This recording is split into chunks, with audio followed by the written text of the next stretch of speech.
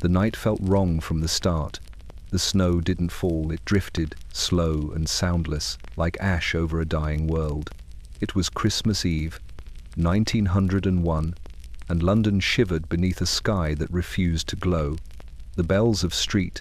Paul's rang not with joy, but with warning, hollow and uneven, as though the city itself had lost its breath. The fog came in thick and yellow, swallowing the gas lamps one by one until the streets looked like a painting half erased. Even the horses refused to move without protest, stamping and snorting at shadows no one could name. Inside every drawing room, candles trembled in their holders. The servants whispered that the year had brought too many funerals, too many endings. The laughter of the season, forced and brittle, never reached the windows. Somewhere beyond the Thames, a whistle blew once, sharp and distant, then stopped mid-note, as if choked off by an unseen hand. The river answered with a low groan, ice shifting like bones beneath the current. And then, as the Queen's old clock struck midnight, the sound carried farther than it should have, through the fog, through the walls, through the very marrow of those still awake to hear it. In that moment, London seemed to pause, listening. The wind fell silent. The snow hung motionless in the air. Something unseen but vast had begun to move. Stay close by the fire, and before we begin, make sure to like and subscribe. Tell me where you're listening from and what time it is there. This was no ordinary Christmas. It was the last of its kind, the final glow before the century's flame burned cold, and the heart of Victorian England slipped quietly into mourning. The snow came early that year, long before the bells began to ring. It drifted down, not in flakes, but in slow, collapsing shreds, soft as dust, grey as breath against glass. By morning, London lay beneath it like a city in mourning. Roofs sagged under the pale weight, and the lamps along the river glowed dimly through the haze, their light swallowed before it could reach the cobblestones. Even the Thames seemed slower now, sluggish beneath a skin of ice that caught the faintest echoes of carriage wheels and distant hymns. The world had turned white, but it was not a clean white. It was the colour of endings. Inside the terraced houses and drawing rooms, the fireplaces hissed with damp coal. Curtains were drawn early, as though to keep something out: the cold, the silence, or perhaps the thought that the old Queen was gone and the century with her. Men still tipped their hats to one another. Women still wrapped shawls around their shoulders, but there was a tremor in it all, a hesitation that hadn't been there before. Somewhere deep in the city, St. Paul's bell tolled 9 times, its sound uneven, as if even the metal were weary of the year. I remember how the air smelled that morning, part soot, part pine, part something older that no one could name. The baker on the corner had not yet opened his shutters. The postman's boots left dark trails through the slush, and the only voices came from a pair of boys throwing snow at a lamppost, laughing in a way that felt out of place. Their laughter echoed for a moment, then vanished into the fog, as though the city itself had swallowed it. There was no wind. The snow simply fell and fell, quiet as sleep. By midday, the clouds thickened and the light faded to the colour of pewter. Church spires vanished one by one into the mist. Across the street, a seamstress paused at her window, needles suspended in air, watching the flakes drift down past the reflection of Queen Victoria's portrait above her mantel. The candle beside it burned too low, its flame guttering each time the door opened to the cold. Her son would later say that was the day she stopped humming while she worked, as if even her songs had gone out with the Queen's final breath. The newspapers had called it a Christmas of transition, but no one knew what that meant. The carriages kept moving, the markets still bustled, and yet everything felt quieter, smaller, as though the city had drawn itself inward to grieve. Even the pigeons had disappeared from Trafalgar Square, and the sound of boots on frozen stone rang too sharply in the still air.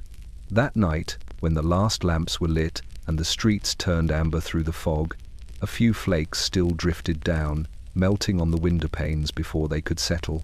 Somewhere far away, a choir sang "God Save the King," their voices faint and unsure, while the rest of London stood at its windows, listening to the slow, steady hush of snow that looked less like winter and more like ash. It was Christmas Eve, 1901, and the world, though it didn't know it yet, was saying its last goodbye to the Victorian night. The morning after the snowfall, the city woke to an unfamiliar silence. It wasn't the calm of peace, but the hush that follows loss, the kind that lingers in the corners of rooms where mourning clothes still hang. London's pulse had slowed.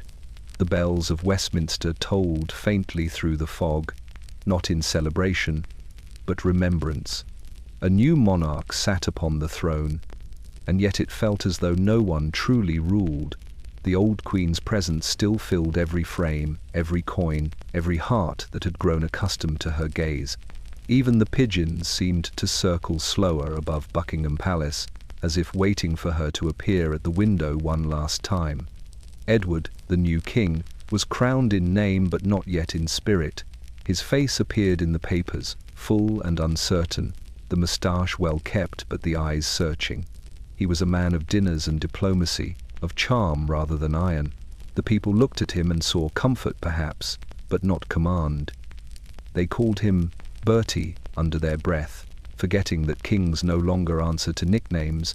Even his coronation date, postponed by illness, felt like an omen.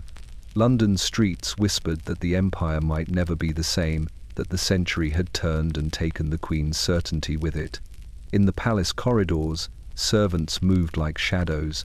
They polished silver that no one would use, and dusted portraits that stared back too knowingly. The scent of lilies still lingered from her funeral months before. Faint but unmistakable, the smell of sorrow trying to become memory. The royal household, once bustling with the order of her reign, now seemed caught between times. Old maids whispered prayers before empty rooms. Footmen paused before closing her doors, as though waiting for a voice that would not return. Far beyond the palace walls, the city itself mirrored this unease. Parliament debated progress while the streets mourned the past.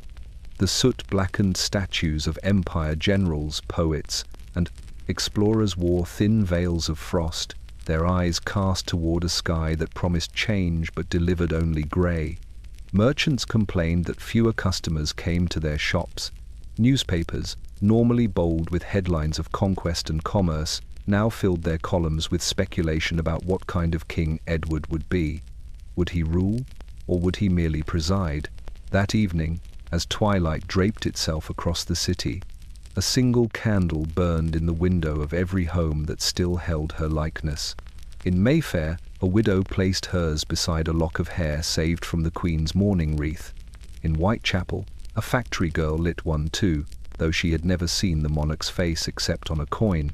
The flames wavered together across the miles of London's heart, tiny, trembling echoes of an age that refused to die quietly. Outside, the snow began again, falling through the gaslight like dust shaken from an old velvet curtain. The throne was no longer empty, but the air around it still was. A crown had changed heads, yet the kingdom still waited for a voice, for direction, for warmth. The age of certainty had ended, and no one yet knew what would rise in its place. By the third night of December, the fog had thickened so completely that London seemed to vanish inside itself. Gas lamps burned like dying stars, their glow trapped in halos of mist that swallowed the streets whole. Horses moved at a cautious pace, hooves muffled by snow and soot, while carriage wheels creaked through the slush with the slow rhythm of exhaustion. The city was awake, but only just its movements faint and dreamlike, as if every soul in it had drifted into some waking sleep. From the window of a boarding house in Bloomsbury, a seamstress named Clara leaned close to the glass, her breath clouding the pane. She could just make out the shimmer of the nearest street lamp, its light trembling with every shift of the wind. The gaslight flickered, dimmed, and flared again, as though something unseen were passing in front of it.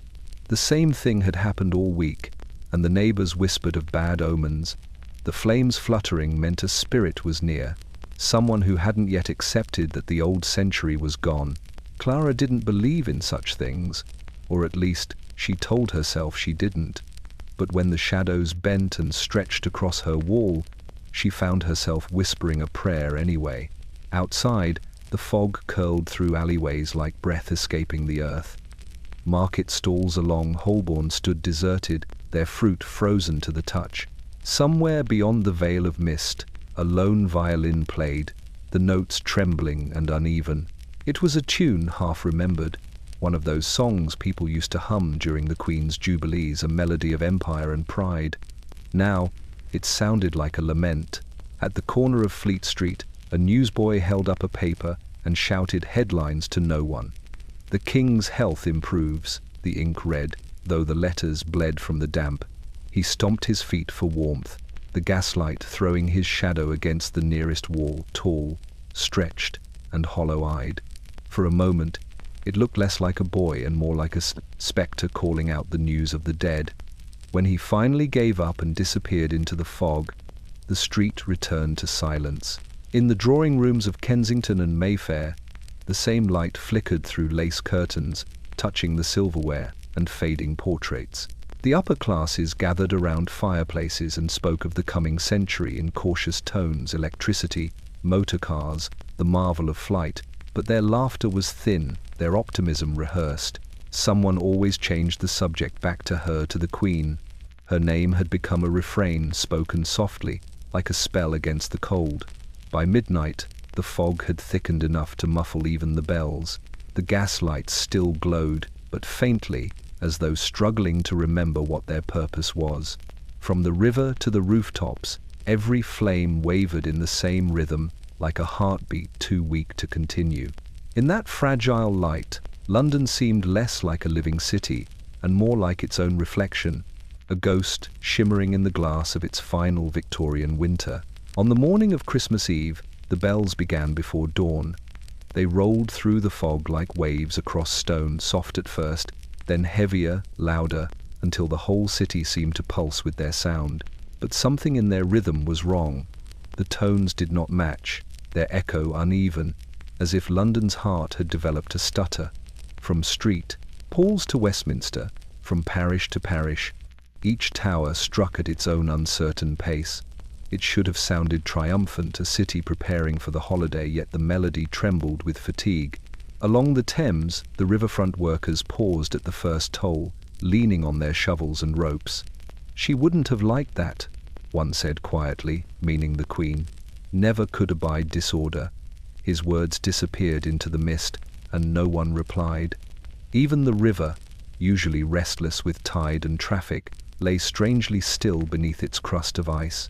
The bells went on, 7, 8, 9, their sound fading and returning like breath in the cold. In the East End, the sound reached narrow alleys where chimney smoke curled against the fog. A mother stirred porridge over a coal fire, humming along with the bells out of habit, until she realized the tune did not resolve. The chime of Street Martins seemed to chase that of Street Dunstan's, always a second behind. She stopped humming. Her daughter asked if it was snowing again. "Not yet," she said, "but it will." And it did, a thin grey flurry that turned to ice on the window before the next bell could sound. In Mayfair, a butler opened the drawing-room curtains of an empty townhouse. The family had gone north for the holidays, leaving him to tend the hearth and wind the clocks. The bells reached him too, softened by distance, and he felt the weight of the silence between each chime. He remembered another Christmas, years ago, when carriages had lined the street and laughter had spilled into the snow. Now there was only the hollow clang of metal and the sigh of settling ash in the fireplace. At Westminster, the great bell struck noon.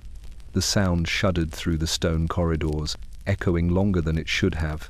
A clerk stopped writing mid-sentence, his pen suspended above the ink. He could feel the vibration beneath his fingertips, deep, low, uneven. He thought, absurdly, that it sounded tired. Perhaps even the bells had aged with the Queen, their metal worn thin from years of ringing in her name. By nightfall, the uneven peal had become part of the city's breath, rising and faltering, swelling and thinning, like a body struggling to stay alive.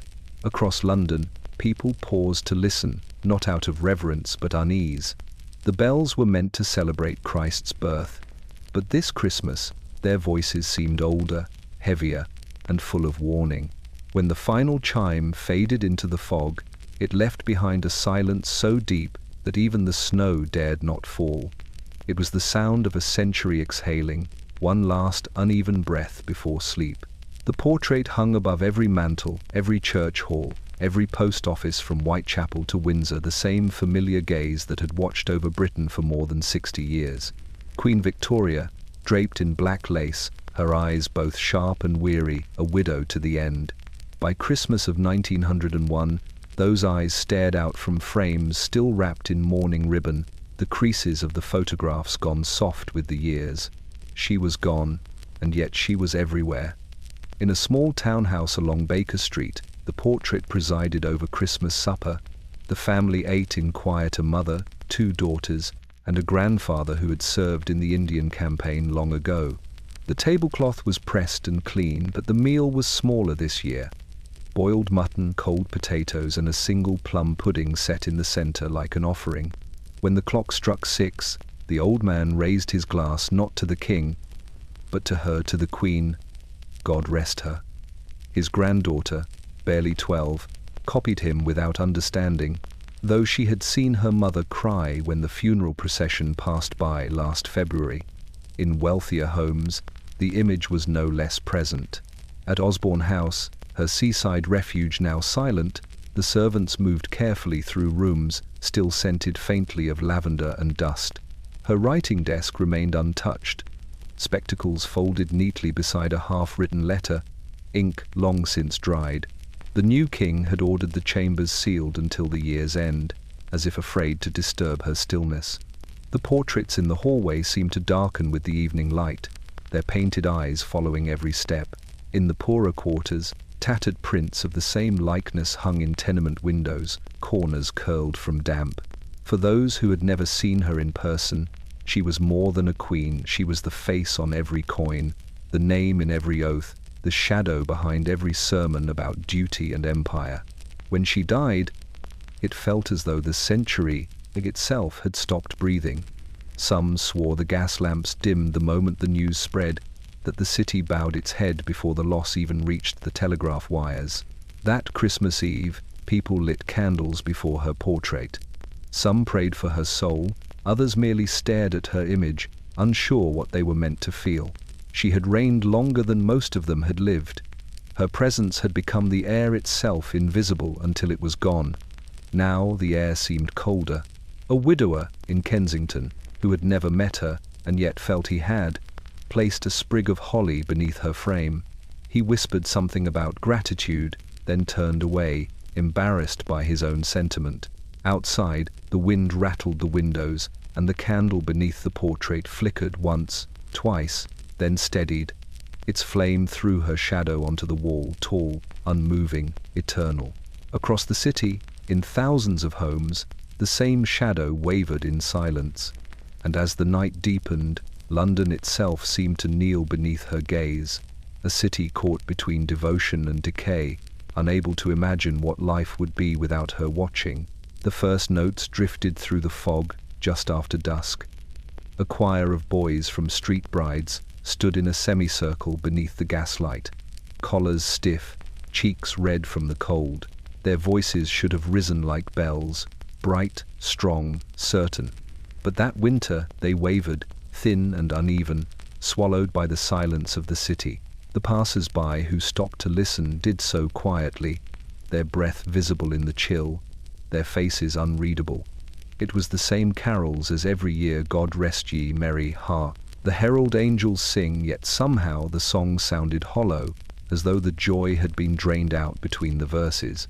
Up the street, a woman selling roasted chestnuts turned away from the choir to warm her hands over the coals.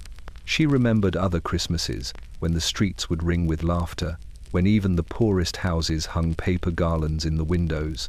This year, there were none. People still sang, still gave, still gathered, but everything was muted, respectful, as if the whole nation were afraid to wake the dead. At the Savoy, the orchestra played for a grand holiday supper. The women wore pearls that caught the candlelight. The men laughed too loudly, and champagne bubbled in the glasses like an effort to forget. But even there, When the pianist began a soft refrain of Silent Night, conversation faltered. One lady dabbed her eyes with a napkin, claiming the smoke had bothered her. Another whispered that it felt indecent, singing of peace and birth in a year so heavy with death. The pianist kept playing, his hands trembling slightly on the keys. In the countryside, church choirs met the same silence. The vicar of a small parish in Kent wrote in his diary that fewer parishioners came than ever before. The voices were meek, he wrote, and the harmonium wheezed with frost. Outside, the churchyard was silvered with snow. The headstones gleamed beneath the lantern light, their edges soft as lace. Inside, candles flickered against the walls, casting the shadows of worshippers who still bowed their heads out of habit rather than faith. Children, of course, still tried to keep the spirit alive. They went door to door with lanterns, their voices bright and hopeful, until they saw the looks of their elders. The adults smiled faintly, offered coins or sweets, but few joined in the singing. When the children moved on, their laughter trailed off into the cold, quick, apologetic, and soon gone. By Christmas night, the last of the carols faded into the dark. The fog rolled back across the streets, swallowing the sound like a tide reclaiming the shore. In the distance, a single bell tolled the hour, uneven as before. A few candles still burned in the windows, trembling in the draught. Somewhere, perhaps, a boy continued to hum beneath his breath, unaware that the song he sang belonged to another age, one that was ending quietly, note by note, beneath the weight of snow and memory. Downstairs, far beneath the polished chandeliers and velvet drapes of London's great houses, another Christmas unfolded, quieter, smaller, and perhaps more honest.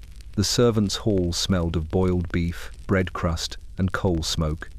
A single garland of evergreen hung above the doorway, its needles already dry, its scent faint but familiar. The long table was laid with mismatched plates and dented cutlery. The servants had spent the day tending to feasts they would never eat, carving roasts, carrying puddings alight with brandy, pouring wines older than themselves. Now, at last, they sat to their own supper, the echoes of laughter from above drifting down like dust through the floorboards. Mrs. Finch, the housekeeper, said grace as she always did, her voice steady but her eyes tired. Around her sat the cook, the maids, the coachman, and the footman, each too weary to speak at first. Their hands were cracked from cold water and coal, their shoulders bent from labor. When the food arrived, it was warm and plentiful enough, but no one lingered on taste. The pudding was dense, the gravy too thin, yet no one complained. After all, it was Christmas. At the far end of the table, a young scullery maid named Elsie broke the silence. "Do you think she can see us?" she asked softly. The others paused, unsure what she meant. "The Queen," she added. "From heaven, I mean?" There was a murmur, a half-smile from the coachman, a disapproving cough from Mrs. Finch. "Mind your tongue," she said, but not unkindly. "Best not speak of such things." Still, Elsie's question lingered like smoke. They all thought of her, the woman whose portrait hung in every hallway, whose death had turned even the seasons solemn. The cook, a large woman with flour still on her sleeves, spoke next. "I think she's still about," she said. "Can't let go, not yet. There's too much that bears her name." No one disagreed. Around them, the pipes moaned with heat, the fire popped in the grate, and somewhere upstairs a clock chimed the hour. It was nearing midnight. When the meal was done, Mrs. Finch poured each of them a small glass of sherry. "To the new year," she said. "May it be gentler than the last." The toast was met with nods, not cheers. The maids exchanged weary glances, thinking of laundry to be done, silver to polish, fires to set before dawn. Outside, a carriage passed, the sound of hooves muffled in the snow. The city was sleeping, or pretending to. As the last candle burned low, they began to clear the plates in silence. One by one, they drifted back to their quarters, the maids to the attic rooms, the men to the cellar bunks. The fire crackled down to embers, and Mrs. Finch stood alone for a moment, looking at the empty chairs. "Yes," she whispered finally, answering the question no one dared repeat. "She sees us still." Then she snuffed the candle, and the servants' hall sank into darkness, leaving only the quiet breath of the city above waiting, as it always had, for morning. The frost deepened that week, crawling across window panes like lace spun from breath. In every parish and palace, people spoke the new king's name, but never without first whispering the old one. Edward was crowned in spirit, not yet in ceremony. His mother's shadow followed him into every room, her portraits watching from the walls, as though waiting to see what sort of son would dare inherit her crown. It was a strange time, a kingdom with two ghosts, one living, one dead. At Sandringham, the royal estate, the king's household prepared for Christmas under the dull hush of expectation. Servants draped garlands along the corridors and polished the banisters until they gleamed, but no one sang. The queen consort, Alexandra, instructed that mourning colors be softened, no black ribbons this year, only lavender and gray. Yet the mood refused to lift. Even the scent of pine, brought in by the cartload from the nearby woods, seemed to fade as soon as it entered the halls. The great rooms felt too wide, too empty, as though they had been built for another reign entirely. Edward sat by the window of his study, cigar in hand, watching the snow settle over the frozen gardens. The newspapers said he would be a different kind of monarch, genial, modern, a man of the world. But in that moment, he looked more like a son who had wandered too far from his mother's light. On his desk lay a letter unopened, written in a hand that still bore the firmness of youth, the last one she had ever sent him. He traced her seal with his thumb, but did not break it. Some things were easier left unread. Outside the palace walls, London was still trying to decide what kind of country it had become. The shop windows displayed both mourning portraits and miniature coronation flags, as though the city couldn't choose between sorrow and celebration. Newsboys shouted, "God save the King," with voices that cracked in the cold. Some men raised their hats, others kept walking, their eyes lowered. The empire's heartbeat had faltered, and no one yet knew if it would recover. In a tailor's shop on Bond Street, an apprentice pressed his iron against a bolt of black silk and asked his master whether people would keep wearing mourning clothes now that the king had risen. "Not for her," the tailor said softly, "for themselves." Across the city, that truth held fast. The people were not only grieving a woman, but an age, the long, heavy comfort of knowing who they were and what ruled them. That Christmas night, the king dined quietly with his family. Outside, the snow fell thick and soundless, erasing every footprint on the palace grounds. When the clock struck midnight, he raised a glass not to his reign, nor to his health, but to her. "To the old queen," he said, "and to all she left behind." The silence that followed was not cold. It was reverent, the hush between one breath and the next, when winter itself seems to wait before turning the page. By the year's end, the air inside London's parlours had grown thick with dust and perfume. Coal smoke clung to the velvet curtains, mingling with the scent of tangerines and candle wax. The holiday season came, but without its old brightness. Even the laughter that once filled the city's drawing rooms now seemed borrowed, strained, and unsure of itself. The fires burned, the glasses clinked, but underneath it all lingered the feeling that something immense had ended, and everyone, from the nobles in Mayfair to the clerks in Bloomsbury, knew it. In one such parlour on Portland Place, the Dawson family gathered for their annual Christmas tea. The silver service gleamed on the table, polished by a maid who would never join them. The eldest daughter, Edith, played carols softly on the piano, her fingers moving with dutiful precision, yet no one sang. Her mother sat near the window, embroidering by the dim winter light, her needle trembling slightly each time a carriage passed outside. Her father read the newspaper by the fire, spectacles glinting with the flicker of flame. No one mentioned the Queen, but her portrait hung above the mantel, her black gaze catching every reflection of the room. "Times are changing," the father murmured, lowering his paper. "We must all look forward now. The new century will be unlike any other." No one answered. Edith continued to play, slower now, the melody dissolving into something more like a prayer than a song. In the hallway, the clock struck 3, hollow, deliberate, too loud for such a quiet room. Elsewhere across the city, parlors stood in similar stillness. Families performed their rituals, tea at 4, supper at 7, prayers at 10, yet it all felt rehearsed, as if everyone were repeating lines from a play they no longer believed in. The servants moved carefully, the guests spoke softly, and the air carried the faint, metallic chill of transition. In a modest home in Chelsea, a widowed schoolteacher spent Christmas Eve alone by her hearth. She kept her late husband's chair empty beside her, though she had stopped expecting his presence years ago. The kettle whistled, and she poured herself a cup of tea, staring at the dust motes that drifted in the firelight. On her mantel, the Queen's portrait leaned slightly to one side, its frame dulled by age. She reached out, straightened it, and smiled faintly. "We're both relics now," she said aloud. The streets outside glimmered faintly beneath a haze of frost. Through every window, faint lights flickered, fires, candles, oil lamps fighting the same losing battle against the darkness that thickened with each passing night. In the great houses and the small ones alike, the parlors held their breath. Beneath the polite murmurs, beneath the rustle of gowns and the clink of china, there was an unspoken understanding that this would be the last Christmas of its kind, the last time the world would gather around its fires and pretend that nothing had changed.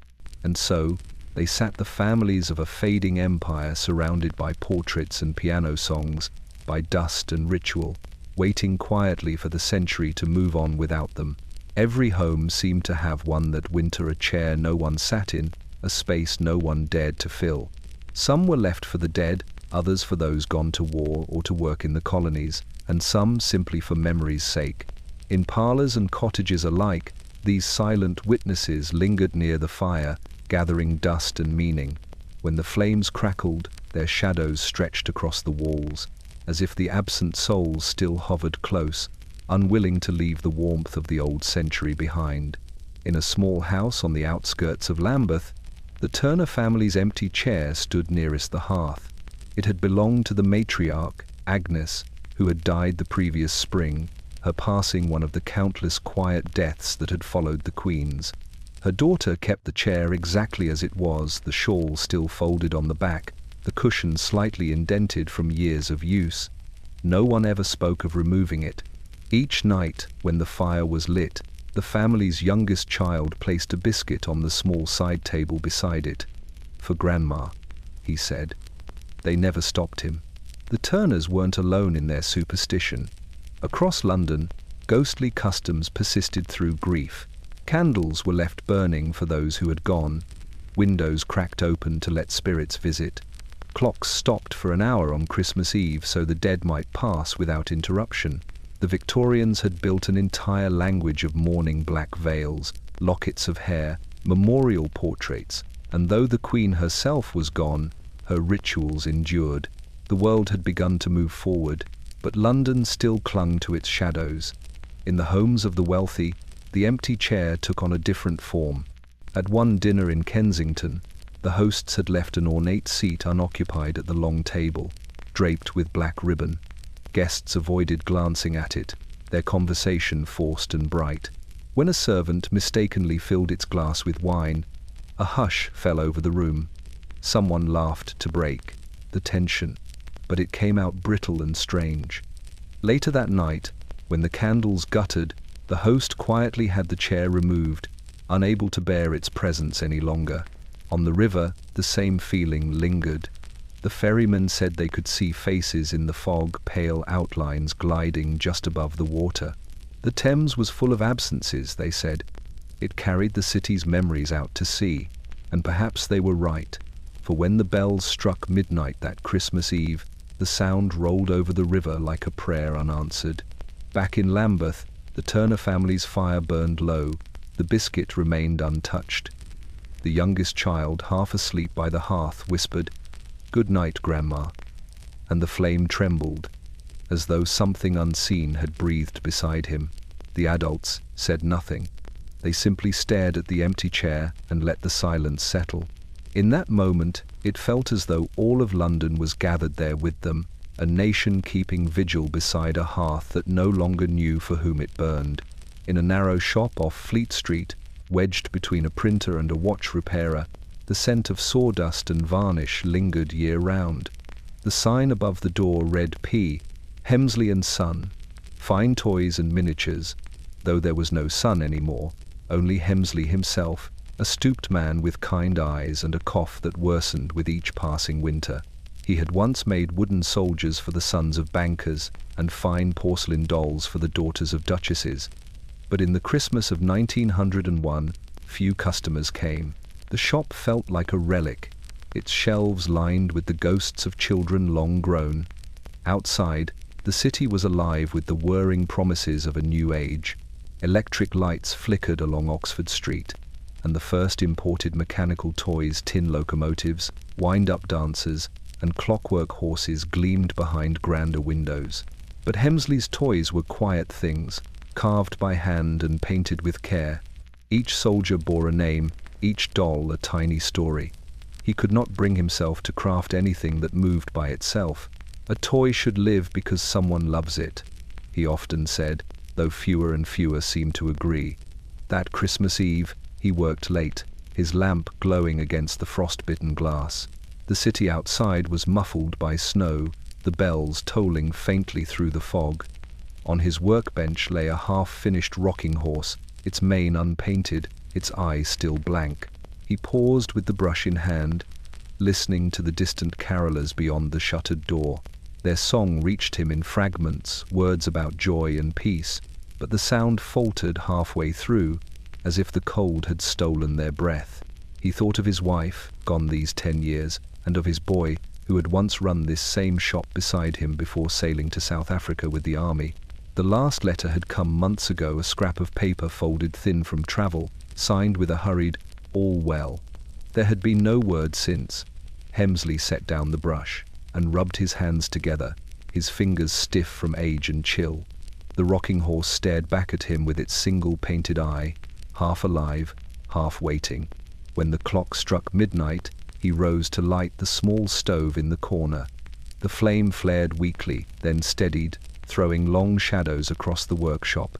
He poured himself a measure of brandy and raised it toward the shelves, where dozens of toys stood in neat rows, a silent audience of tin horns, dolls, and carved soldiers. "Merry Christmas, my friends," he said softly. "May you find homes before the next snow." Outside, footsteps passed a mother and child, perhaps, pausing to peer through the frosted glass. For a moment, the child's small hand left a clear mark on the pane, a perfect circle of warmth. By the time Hemsley turned to look, the mark was already fading, swallowed by the cold. He sighed and returned to his bench. The horse's empty eye caught the light, and in that flicker, it seemed almost to move as though it too were waiting for someone who would never return. The morning post came later than usual that Christmas Eve. The fog had thickened overnight, delaying the carriages and choking the chimneys until even the rooftops seemed to vanish. When the first postmen appeared, their blue coats powdered white with frost, the city stirred faintly, as though remembering it still had words to deliver. London's heartbeat, measured in envelopes, seals, and hurried scrawls, began again, slow but steady. At the sorting office near St. Martin's Lane, the smell of ink and damp paper filled the air. Clerks stood elbow to elbow at the long tables, fingers numb, steam rising from their coats.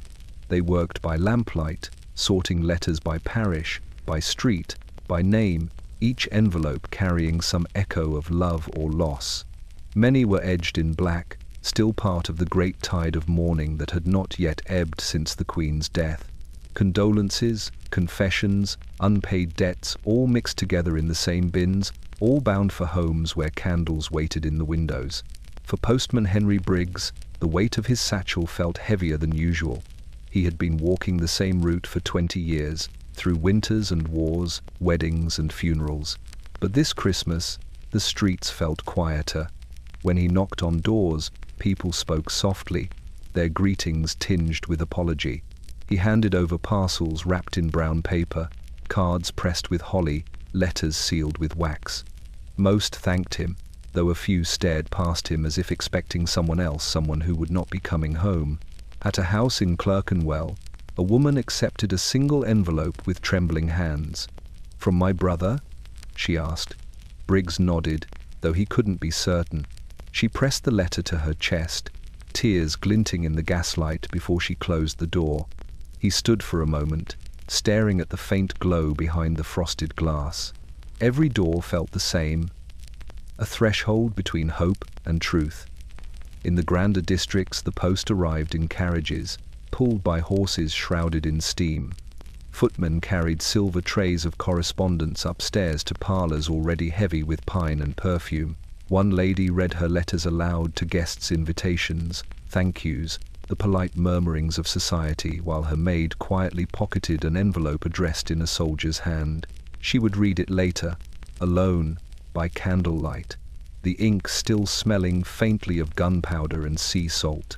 As evening fell, the last deliveries were made. Briggs returned to the office, his boots soaked through, his breath visible in the cold.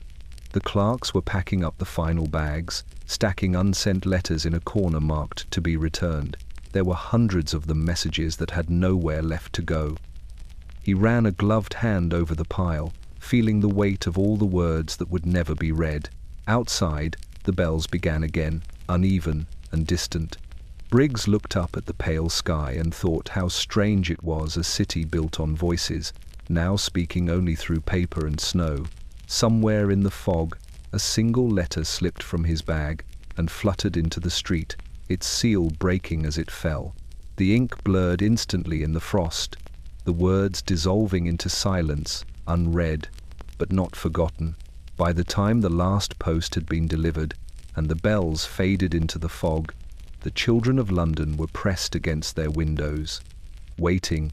They had been told the snow would come by evening, the kind that glowed beneath the gaslight and blanketed the rooftops until the city looked like a storybook again. But the sky remained heavy and grey, holding its breath. Behind the glass, faces small and pale watched for flakes that would not fall. On the top floor of a tenement in Whitechapel, two brothers sat side by side on a narrow sill, their knees drawn close beneath a shared blanket. Their mother, working a sewing machine nearby, hummed a carol under her breath. The boys didn't know the tune had been written before they were born, or that it belonged to a world already vanishing. They only knew it sounded warm, the kind of sound that made the cold seem bearable. When one of them spotted a faint speck drifting past the lamp outside, he gasped. "Snow!" he cried, but it was only ash from the chimney, swirling and disappearing before it touched the street. In Mayfair, the waiting looked different. Children in wool coats and fur hats stood on balconies above the gaslit streets, holding their gloved hands to the sky. Their governesses smiled patiently, though they too kept glancing upward, hoping the clouds might break. Downstairs, their parents dined beneath chandeliers, toasting a century that had ended without warning. Between courses, the youngest daughter would run into the room, cheeks flushed, exclaiming that snow was coming. Each time, her mother would glance toward the frost-streaked windows and say softly, "Not yet, darling. Soon." Across the river in Lambeth, the Turner family's youngest sat before the empty chair by the hearth, watching the firelight flicker. He had been promised snow for Christmas morning, the kind Grandma liked, his father had said. He leaned close to the window, fogging the glass with his breath, tracing small shapes into the mist, stars, hearts, and a single crown. When he asked why the Queen needed one if she was already in heaven, no one answered. The city itself seemed to hold its breath with them. The streets were quieter than usual. The market stalls shuttered, the cabmen huddled by their horses for warmth. London waited like a child, too tired to stay awake, expectant, restless, uncertain of what it was waiting for. It was just past midnight when the first flakes finally appeared, faint, hesitant, as if testing the air. They fell through the gaslight one by one, melting before they reached the ground. The boys in Whitechapel pressed their faces to the glass, laughing. In Mayfair, the governesses woke their charges to show them the miracle, though it was barely more than a whisper of white, and in Lambeth, the child by the fire smiled in his sleep as a draught lifted the curtains and a single flake landed on the empty chair beside him, fragile, brief, gone before morning. By dawn, the snow had stopped. What little had fallen turned to frost, thin and glimmering beneath the pale light. The children awoke to streets unchanged, but they would remember that night, the hush before the century's first snowfall, when the city seemed to promise magic, and for one fleeting hour, almost kept its word. The frost had sunk deep into the bones of the city. By the second day of Christmas, even the chimneys seemed to shiver, coughing up pale threads of smoke that vanished before they reached the sky. Coal, once the pulse of every London hearth, had turned stubborn in the cold. No matter how fiercely it was prodded, it smouldered without flame, leaving homes wrapped in the dull ache of half-heat and unspoken worry. In the narrow lanes of Southwark, families huddled close around grates that glowed faintly red. Children rubbed their hands together until their knuckles stung, pretending it was warmth. Mothers fed the fire with scraps of newspaper and broken bits of wood scavenged from crates, but nothing caught. The air inside was heavy with the scent of damp ash and boiled cabbage, the smell of winter without cheer. Through the thin walls came the sound of coughing, a low, rhythmic chorus that seemed to travel from house to house. Down by the docks, men waited at the coal depot for the next delivery that never came. The barges were late again, delayed by ice upriver, and rumours spread that the shortage would last until February. Some blamed the railway, others the government, but most simply stamped their feet and cursed the weather. A few carried home sacks of poor-quality coal, cheap but smoky, that would leave their ceilings black and their throats raw. They told themselves it was better than nothing, though nothing was often all they had. Even in the grand houses of Kensington, the chill crept in. Servants stuffed cloth beneath door frames and draped extra blankets across the beds, but the drafts still found them. Lady Harcourt, known for her Christmas parties, cancelled her dinner when the fire in her ballroom refused to stay lit. Guests who arrived unannounced were sent away with apologies and thin smiles. "The century begins with frost," she wrote later in her diary. "Perhaps it means to stay." In the Turner home in Lambeth, the embers dimmed just before midnight. The father knelt before the grate, coaxing the coals with the poker until sparks briefly flared, then died again. His youngest, wrapped in a quilt beside the empty chair, asked if the fire had grown tired. "No," his father said softly, "just old." He sat beside the boy and watched the faint glow fade to grey. The room felt vast in the darkness, the silence pressing like a weight. When the last ember went out, the father rose to fetch more coal from the bin outside. The street was silent except for the crunch of frost beneath his boots. He looked up, expecting the usual yellow haze of smoke above the rooftops. But there was nothing, no plumes, no haze, just a black, unbroken sky. For the first time in his life, London had stopped breathing. Inside, the boy had fallen asleep beside the cold hearth, his face turned toward the window where frost had drawn 1,000 tiny feathers across the glass. The father stood watching him, the empty scuttle in his hand. In that quiet, frozen moment, it seemed as if the whole city slept the same way, still, pale, waiting for the fire to find its strength again. On the morning of December 26th, a thin whistle echoed through the mist, a lonely sound rising from Paddington Station, where the Christmas train stood waiting. Its carriages were rimed with frost, their brass handles dull with breath and cold. Steam hissed beneath the platforms like sighs escaping the earth. The holiday had passed, but London was not ready to move on. People boarded in silence, travellers with gloved hands and downcast eyes, returning to towns that no longer felt like home. Inside the station, the great iron roof dripped with condensation. Porters shouted names muffled by scarves, their voices bouncing through the haze. A woman in mourning black waited with a single suitcase and a caged bird at her feet. The bird did not sing. Beside her stood a soldier on leave, his uniform neat but frayed at the cuffs, a parcel under his arm wrapped in brown paper and tied with string. The label read, "To Mother, with love." He checked his watch again and again, though he had no one waiting to meet him at the other end. As the train shuddered to life, the passengers settled into their compartments.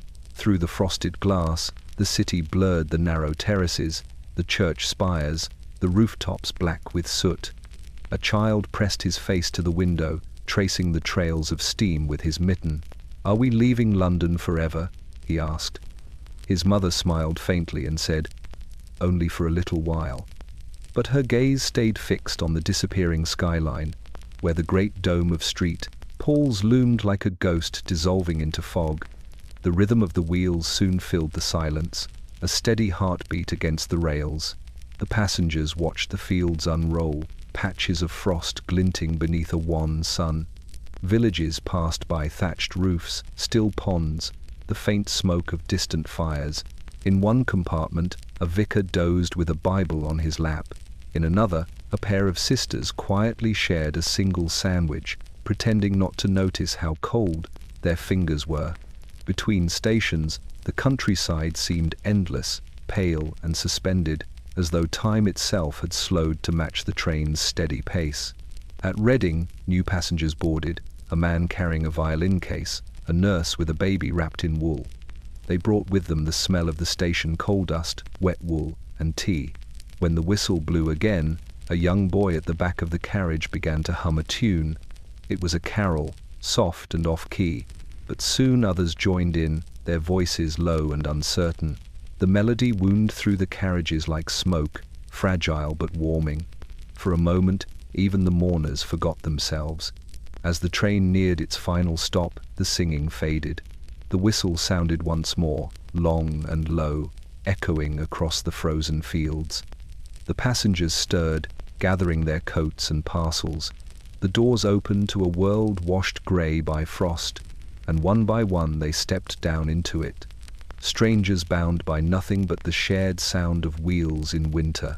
Behind them, the train exhaled a final cloud of steam, then stood still, its windows glowing faintly like the last embers of a dying fire. In a narrow terrace off Camden High Street, an old widow named Margaret Ashby lived alone in a house that smelled faintly of wax and lavender. The neighbours said she had once been a seamstress to the royal household, though no one could prove it. She never corrected them. Each evening, she could be seen through her lace-curtained window, sitting beside the hearth where a single candle always burned. She kept it lit through every season, summer, winter, storm or frost, but at Christmas it took on special meaning. "For those who cannot find their way home," she would whisper, striking the match. The candle sat in a brass holder dulled by age, its rim flecked with melted years. The flame was steady, never flickering much, as if it understood its duty. Margaret had burned one every Christmas since her husband's ship went down in the Channel nearly 40 years before. The war had been over by then, and his death had not even been recorded among the fallen. She never remarried. "The sea kept him," she said once to a curious grocer's boy, "but the light will keep him company." This year, as the century turned, the candle's glow seemed weaker. Her eyesight had dimmed, her hands trembled as she trimmed the wick. Yet she refused to ask for help. The coal bin was nearly empty, and the fire in the grate had shrunk to embers. But still she sat before it, shawl drawn tight, eyes on the flame. Outside, snow drifted silently along the gutters, and the sound of distant carolers carried faintly through the mist. Across the street, children sometimes paused to watch her through the glass, the small, bent figure lit by a halo of light.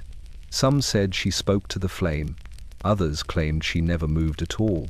On Christmas Eve, one girl dared to knock on the door with a bit of plum cake wrapped in paper. The old woman smiled and thanked her, pressing a sixpence into her hand. "Tell your mother," she said, "that the light will burn through the night. It mustn't go out. Not this year." When midnight came, the streets were quiet. The candle flickered once, guttered, then steadied again. Margaret dozed in her chair, her hands folded neatly in her lap. Outside, the snow fell thicker, wrapping the street in white silence. The flame's reflection trembled in her spectacles. and for a moment it seemed to flare brighter, filling the room with a strange, golden warmth. If anyone had passed by then, they might have thought they saw a second shadow beside her, a man's outline, faint as smoke, leaning close to the fire. By dawn, the snow had sealed every door on the street. Neighbors found her still seated, her face peaceful. The candle burned down to its last inch. The flame was gone, but the wax still glowed faintly in the morning light. The grocer's boy, now grown, lit another candle in her window that evening, not out of duty but reverence, and that winter, long after her passing, every house on the street began to do the same. The frost bit hard that morning, the kind that turned every whisper into a puff of ghostly white. The cobblestones of Westminster glimmered faintly beneath the thin winter sun, and the sound of shoes on stone echoed through the cloisters like a muted drum. Inside the great abbey, the air hung heavy with cold incense and candle smoke.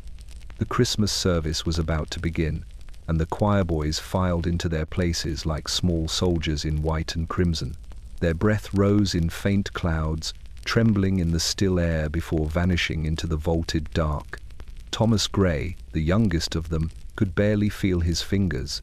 His robe hung loose on his thin frame, the collar too big where his mother had let it out for another year's use.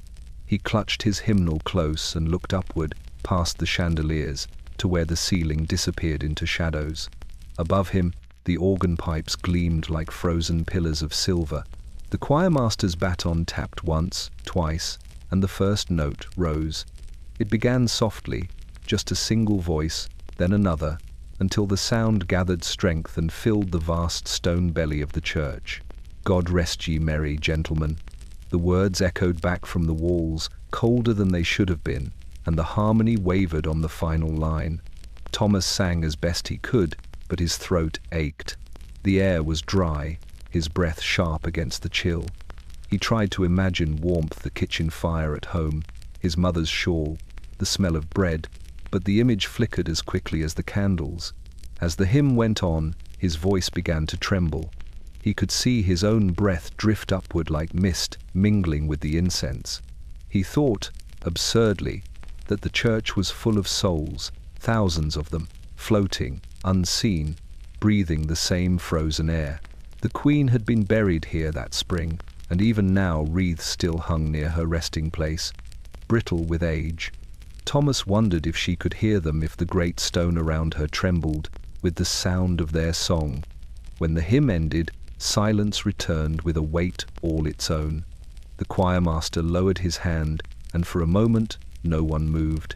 The organist struck a single low chord that shivered through the pews. Somewhere near the back, a woman coughed softly. Then came the second carol, and the boys began again, weaker now, but determined. Thomas pushed through the ache in his throat, through the numbness of his hands, through the tears that had begun to sting his eyes from the cold. By the end of the service, his voice was gone. The final note wavered, cracked, then disappeared into the rafters. The choirmaster frowned but said nothing. Outside, when the great doors opened, sunlight poured across the marble floor like a blessing. The boys spilled into it, gasping as the light hit their faces. Thomas turned once to look back at the altar. The incense still rose in slow spirals, golden and soft in the morning glow, as though their breath had lingered there, singing long after the living had gone. On a quiet street in Clerkenwell, where the faint ticking of clocks was once as constant as breath, the winter had silenced eventime itself. Frost had crept in through the shutters of Mr. Albert Finlay's shop, settling on the glass display case like powdered sugar. The air smelled faintly of oil and brass, of polish and patience. Dozens of clocks lined the walls, carriage clocks, pocket watches, mantelpieces, all frozen at different hours.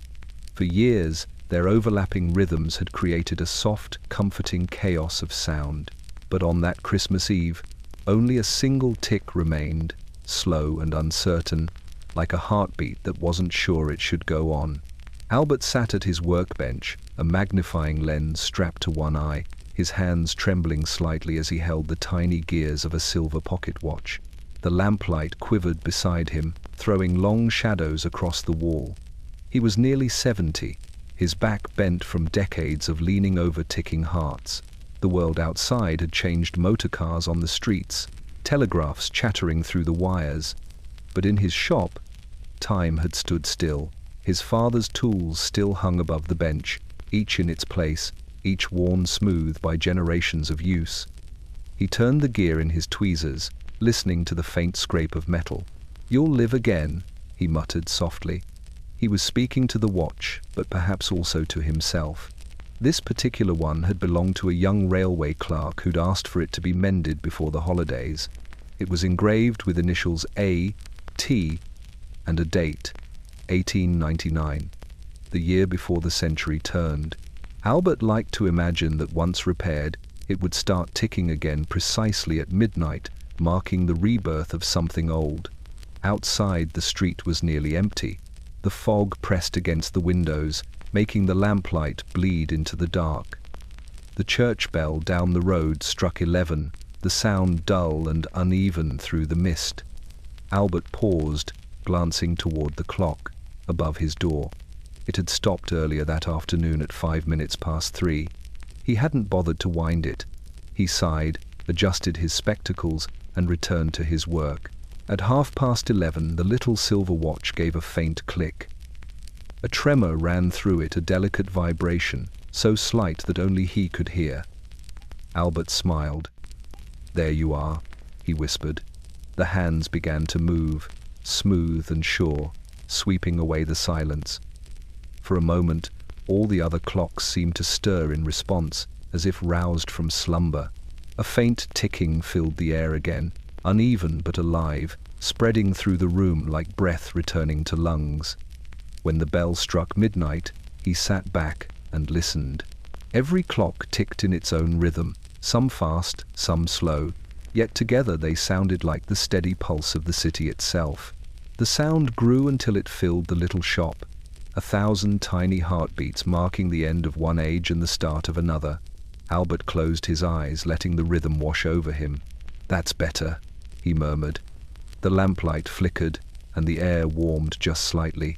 When the first hour of Christmas passed, he was still sitting there, head bowed, surrounded by the music of time restored.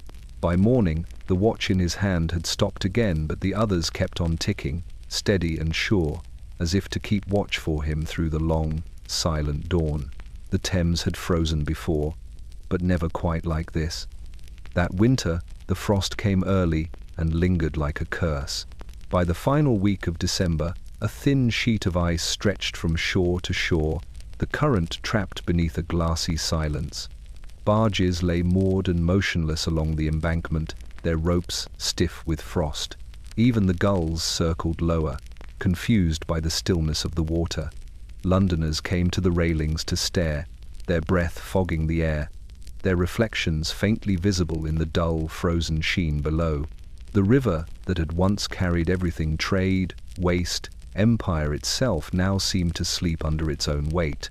Thomas Briggs, a ferryman for 30 years, stood on Blackfriars Bridge that morning and stared down at the ice. He had made his living carrying people across that water, merchants, sweethearts, drunkards, and mourners, and now it had turned on him. The frost had ended his trade, and the silence made him restless. The ice gleamed like pewter, faintly cracked near the center, where the current still pushed beneath. He leaned over the railing and listened, swearing he could hear it moving, a soft, muffled sound like someone whispering under glass. By noon, the city had gathered along the riverbanks.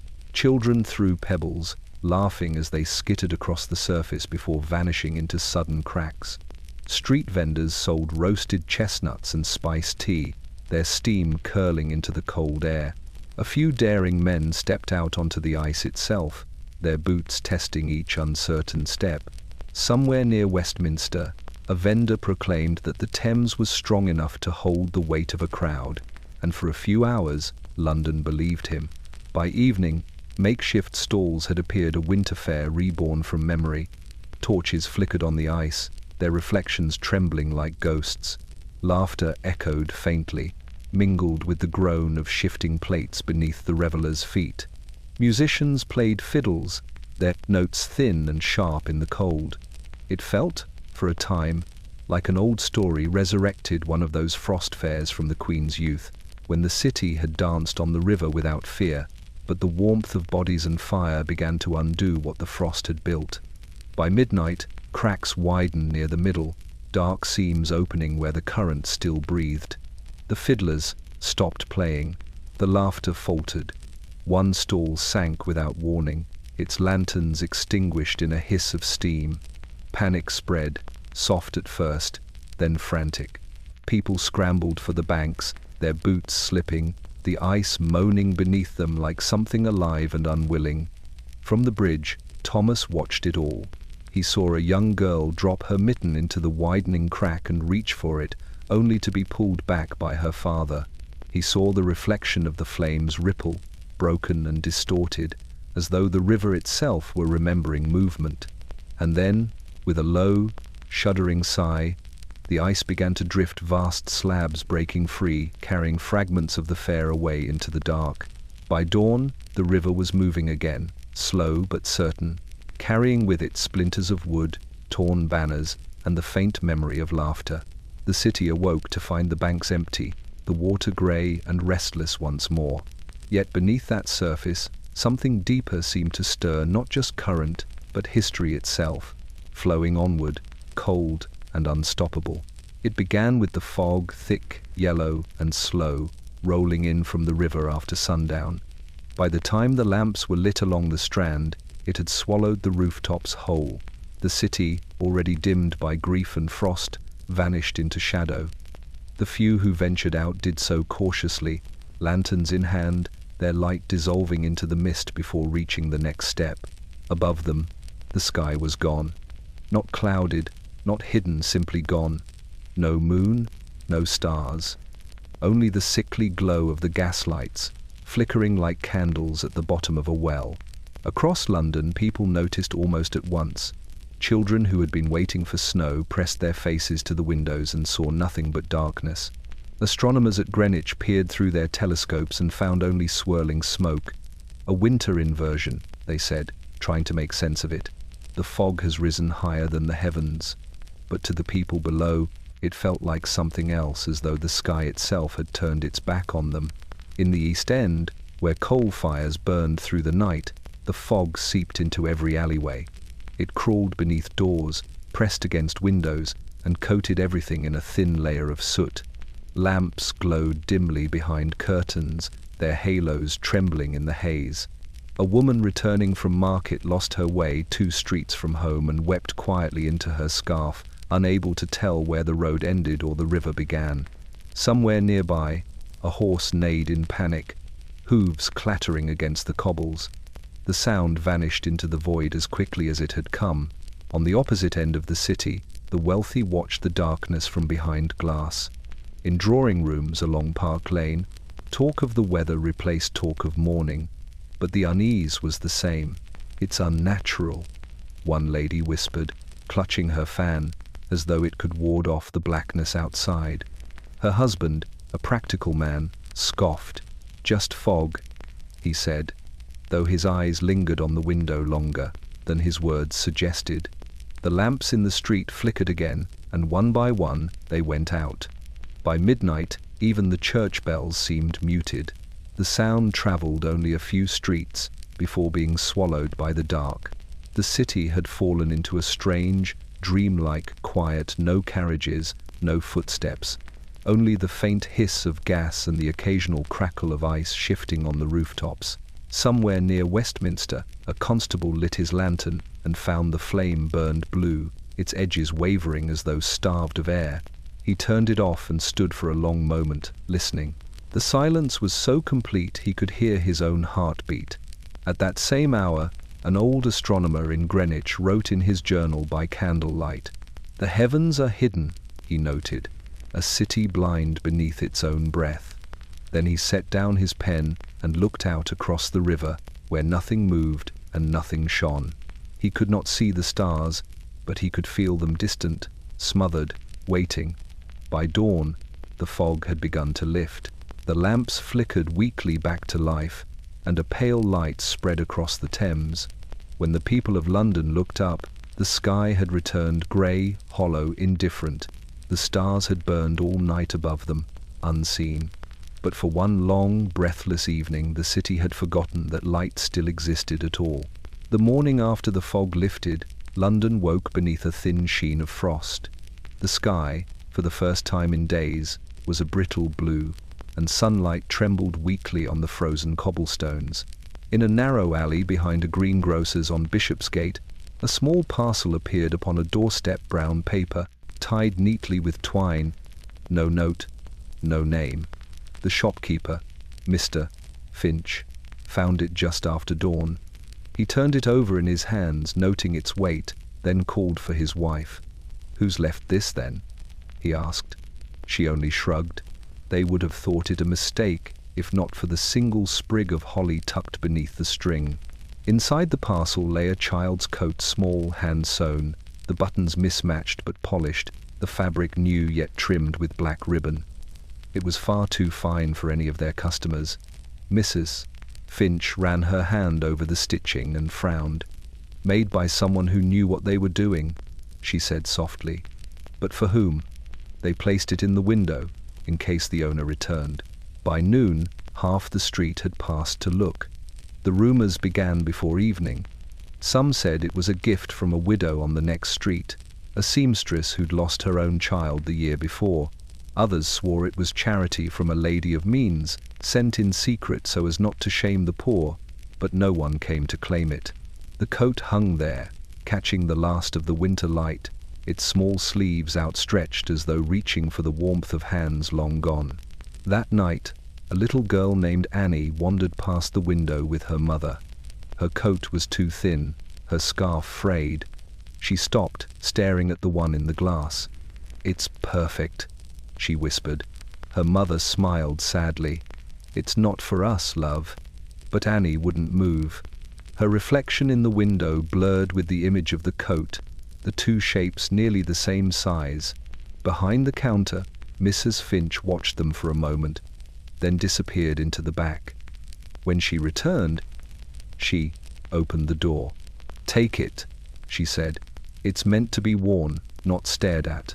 The mother began to protest, but Mrs. Finch pressed it into her hands. "Someone left it as a gift," she said, "and a gift isn't truly given until it's received." The coat fit Annie perfectly. She twirled once, laughing a sound so bright it startled the sparrows from the eaves. Her mother wiped her eyes and thanked the shopkeeper again and again before hurrying off into the cold. Mrs. Finch watched them disappear into the fog, the sound of the child's laughter fading into the distance. Later that evening, she found another parcel on the step, smaller this time, but tied with the same string, the same sprig of holly. Inside was a pair of gloves, finely stitched, child-sized. A note rested on top, written in careful script, "For the little one who needed warmth more than I did." No signature. By Christmas morning, word had spread. Dozens of small parcels began appearing across the city, coats, scarves, boots, all wrapped in brown paper and tied with twine. No one ever saw who left them, though some swore they caught the faint scent of lavender and wax, or saw the flicker of candlelight vanish down an alley. In every story, it was the same: a widow's hand, unseen but kind, sowing warmth into a world gone cold. On the west side of London, in a tall house overlooking Hyde Park, the Harrowby family prepared their annual Christmas dinner, the one event they had always been known for. Even in mourning, even in frost, the tradition could not be broken. The footmen polished the crystal, the cooks basted the goose, and the chandeliers burned bright enough to turn night into gold. Yet beneath the silver and the laughter lay something frayed, a kind of restless dread, like a candle burning too low. The dining room was dressed to perfection. Holly wound around the mantel, candles flickered behind red glass, and 12 empty glasses waited for toasts no one quite wanted to give. At the head of the table sat Lord Harrowby, hair gone to grey, face drawn tight by years of expectation. He glanced at his wife, who stared into her wine rather than meet his eyes. Across from them, their 3 grown children whispered in hushed tones, half bored, half nervous. A guest at the far end remarked how fine the feast looked. No one answered. When the clock struck 8, the servants brought in the first course soup as smooth as glass, steaming faintly in the draught. "To the king," said Lord Harrowby, raising his glass. "And to the new century." The words fell flat. The servants froze, unsure whether to smile. His wife murmured, "To what remains," barely loud enough to be heard.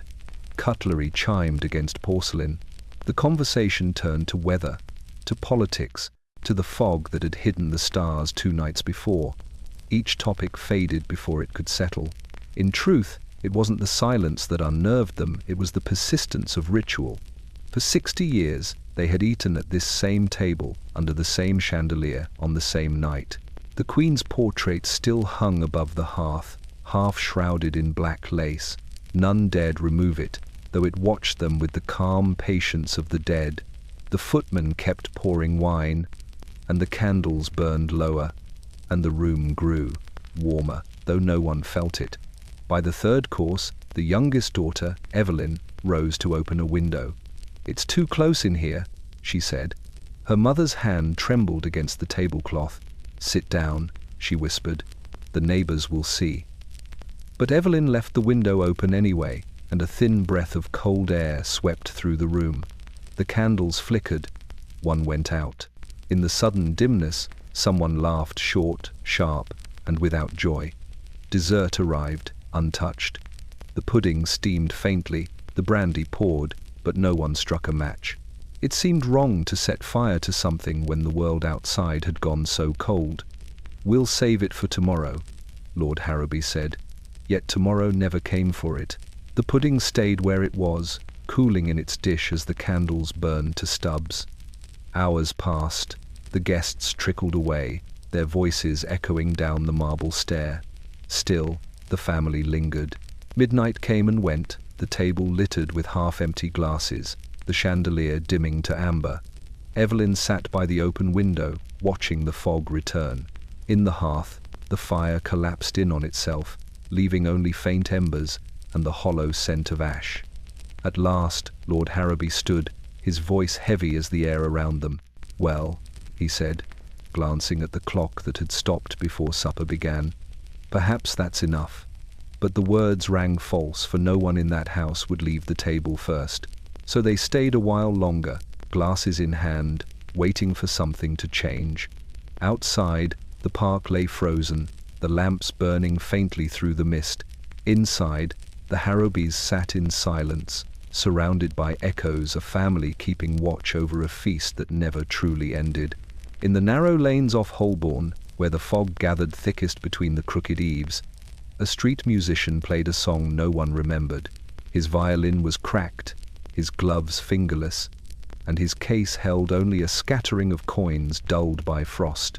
Yet he played as though the sound itself were prayer, a melody slow and mournful, something halfway between a lullaby and lament. The tune curled upward into the grey evening like smoke from a dying fire, and for a moment the world seemed to hold its breath to listen. He had no name that anyone still used. Some called him the Fiddler of Ely Place, others simply the Old One.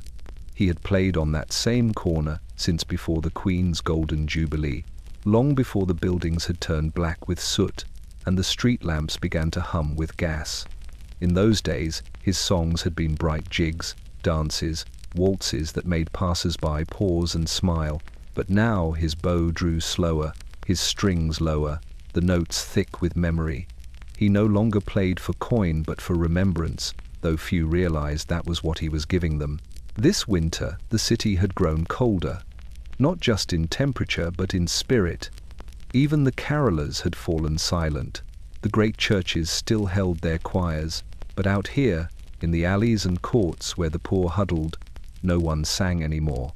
The fiddler played on, filling the absence with his own thin voice. It was said that his music could make the gaslight waver and the pigeons fall quiet. Children would stop and listen, their faces pale beneath layers of wool, as though they understood the sorrow hidden in his tune. On Christmas Eve, he began earlier than usual, standing beneath a flickering lamp that hissed and spat tiny sparks into the fog. The song he played that night was older than the city itself, passed down from his mother, who had sung it when the Queen was still young, and railways were a novelty. The melody spoke of winter fields, of bells tolling through snow, of people waiting for a dawn that never seemed to come. It was not a happy carol, but it was beautiful in its honesty. A woman passing by with a basket stopped to listen. "I know that tune," she said softly, but when she tried to hum along, she found she couldn't. The words were gone, vanished somewhere between one century and the next. The fiddler only smiled, his bow never pausing. "No one remembers it," he murmured, "but everyone feels it." She dropped a coin into his case and walked away, the melody following her down the lane like a shadow that refused to leave. By midnight, the fog thickened again, and the sound of the violin faded until it seemed to come from nowhere and everywhere at once. Those who lived nearby said the music lingered long after the man himself was gone, echoing faintly through the gaslit streets. Some swore they heard it even after the New Year, when the frost began to melt a song without words, drifting through the cracks of a city that had forgotten how to sing. And though no one ever saw him again, the corner where he used to play never fell silent. The wind itself seemed to hum a tune there, soft and wistful, like the sigh of something once loved and long lost, the city's last carol, fading beneath the weight of time. In the narrow back streets of Southwark, where the snow melted black before it touched the ground, a boy named Samuel worked the chimneys.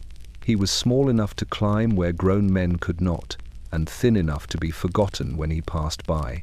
The city was built above him, its warmth, its laughter, its light, and he lived in the dark, beneath its breath. On Christmas morning, while others woke to fires and feasts, Samuel woke to the scrape of soot under his fingernails and the ache in his lungs that came from breathing in the season's coal. The master had told him there would be no rest that day. The rich like their hearths burning for guests, he'd said, handing Samuel his brush and sack. "You'll climb till night." The boy nodded. He always did. The frost had cracked his lips, and his voice was little more than a whisper anyway. He slung the tools over his shoulder and set off through the alley, his bare feet leaving prints in the thin crust of snow. The first house stood near London Bridge, grand, tall, smelling faintly of oranges and smoke. The maid let him in without meeting his eyes. Inside, the air shimmered with heat from the great fire roaring in the parlor. Samuel stared for a moment at the glow, the way it danced along the brass grate, before the master cuffed his shoulder. "Up you go." He nodded again and began to climb. The flue was narrow, the soot thick. His knees scraped against brick, his breath rasped in the dark. Above, he could hear laughter, the sound of plates, the clink of glass. He wondered what it would be like to sit beside such a fire, to feel warmth on his face without choking on its smoke. By midday, his sack was half full, his eyes stung, and his arms trembled from strain. Outside, the fog had begun to lift, revealing a sky so pale it looked like old paper. As he walked toward his next house, he passed a church where the bells were ringing for the late service. He paused at the gate, leaning against the iron bars, too dirty to go in but too weary to walk on. The doors were open, and he could see the flicker of candles inside, hear the rise and fall of a hymn. For a moment, the music filled him with something he didn't have a word for. Not joy, not sorrow, but a quiet ache somewhere deep and human. He closed his eyes and whispered a few words, though he'd never been taught how to pray. "Let them have their fires," he said softly, "but let me see the sky again." His breath rose in a small cloud and vanished. Then he turned and walked away. That night, after his last climb, he sat in the alley behind the workshop, his tools beside him. The snow fell thin and silent. He tilted his head back and watched it drift down, catching flakes on his sleeve. The soot turned them grey before they melted. Still, he smiled. Somewhere above the chimneys, he knew, there were stars hidden, faint, but there all the same. When morning came, the master found the boy still sitting there, his sack beside him, his eyes half open. He looked peaceful, almost clean in the grey light. The brush lay across his knees like a cross, his hands folded as if in prayer. The master removed his cap and muttered something gruff before carrying the boy inside, and that evening, when the fires were lit across the city, one chimney remained cold, its hearth swept clean, its flue clear, its silence the only thing still rising to heaven. At Osborne House on the Isle of Wight, time itself seemed to hesitate. The great estate that had once been full of servants, music, and royal children, now stood in a hush so complete that even the waves on the Solent sounded subdued.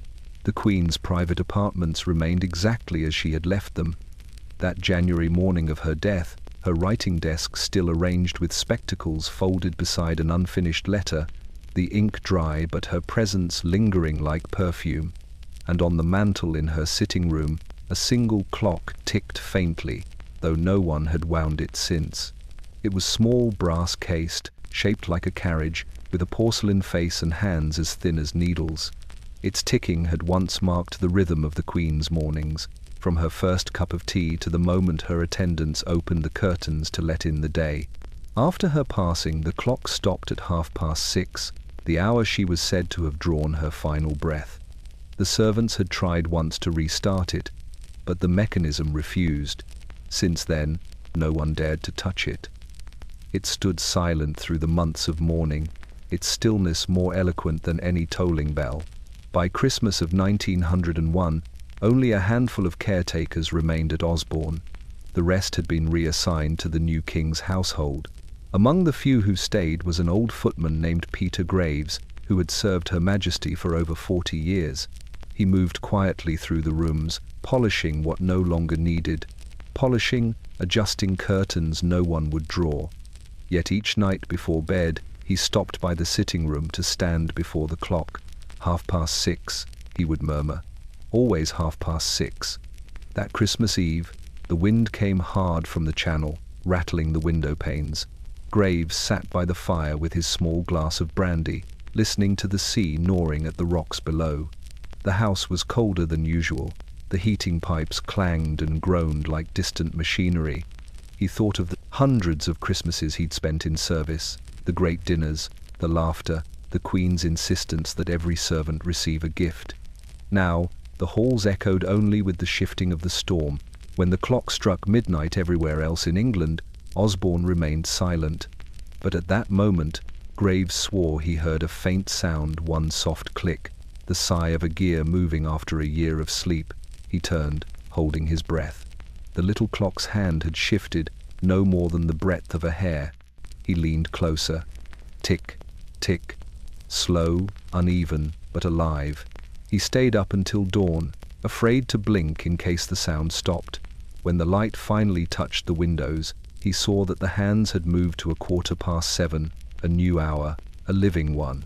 The Queen's clock had awakened for Christmas morning. Graves told no one. Some things, he knew, belonged to the silence of faith rather than the noise of proof. He only smiled as he dusted the mantel, straightened the lace cloth, and whispered, "Merry Christmas, ma'am." The clock ticked once more, steady now, as though it had simply waited a year to catch its breath. Outside, the sea glimmered beneath a weak sun, and for the first time since her passing, Osborne House seemed to breathe again. In the heart of Bloomsbury, where the tall brick houses leaned close enough for whispers to cross the street, one window burned brighter than the rest. It belonged to a modest lodging house run by Mrs. Eleanor Bright, a widow whose name fit her temperament only in irony. She was a practical woman, thrifty, unsentimental, and known to scold her lodgers if they wasted coal or left their boots too near the stove. Yet every Christmas Eve, without fail, she placed a single candle in her front window, a ritual she claimed to detest but never abandoned. It had begun years ago, when her husband, a railway guard, had failed to return from a storm along the Northern Line. She had left the candle there that first winter, hoping he would see it through the fog and find his way home. He never did, but still, the candle remained a beacon for those who were lost, or perhaps for something in her she refused to let die. The neighbors knew not to ask. "It's just a habit," she'd mutter if pressed, striking the match with a hand steadier than her voice. This Christmas of 1901 felt colder than the rest. The new century had settled heavily over the city, and even the young seemed old with worry. Gas was dear, coal dearer still. The lodgers, a printer, a seamstress, and a schoolteacher ate their supper in silence, the clink of cutlery echoing through the narrow dining room. Outside, frost traced white veins across the window glass. The candle burned in the parlor, its light trembling each time the wind pressed against the walls. After supper, the printer, Mr. Dodd, asked softly, "Why do you still light it, ma'am?" "For luck." Mrs. Bright glanced at the flame, then at him.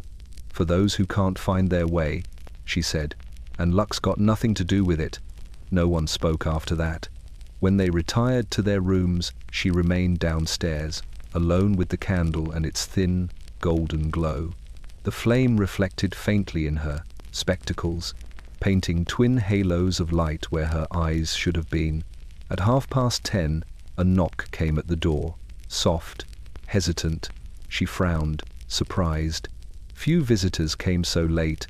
When she opened it, a man stood there, hat in hand, his coat dusted with frost. He looked about 30, with the tired, sunken face of someone who had walked too far. "Beg pardon," he said. "I saw your light from the corner, and thought, well, I thought it was the post." He gave a sheepish smile. "I've been looking for number 12 for near an hour, but the fog's got my sense of direction." "This is number 12, she replied, "though there's no post at this hour." He blinked, startled, then stepped back to read the number on the door. "So it is," he murmured. "Strange, I thought."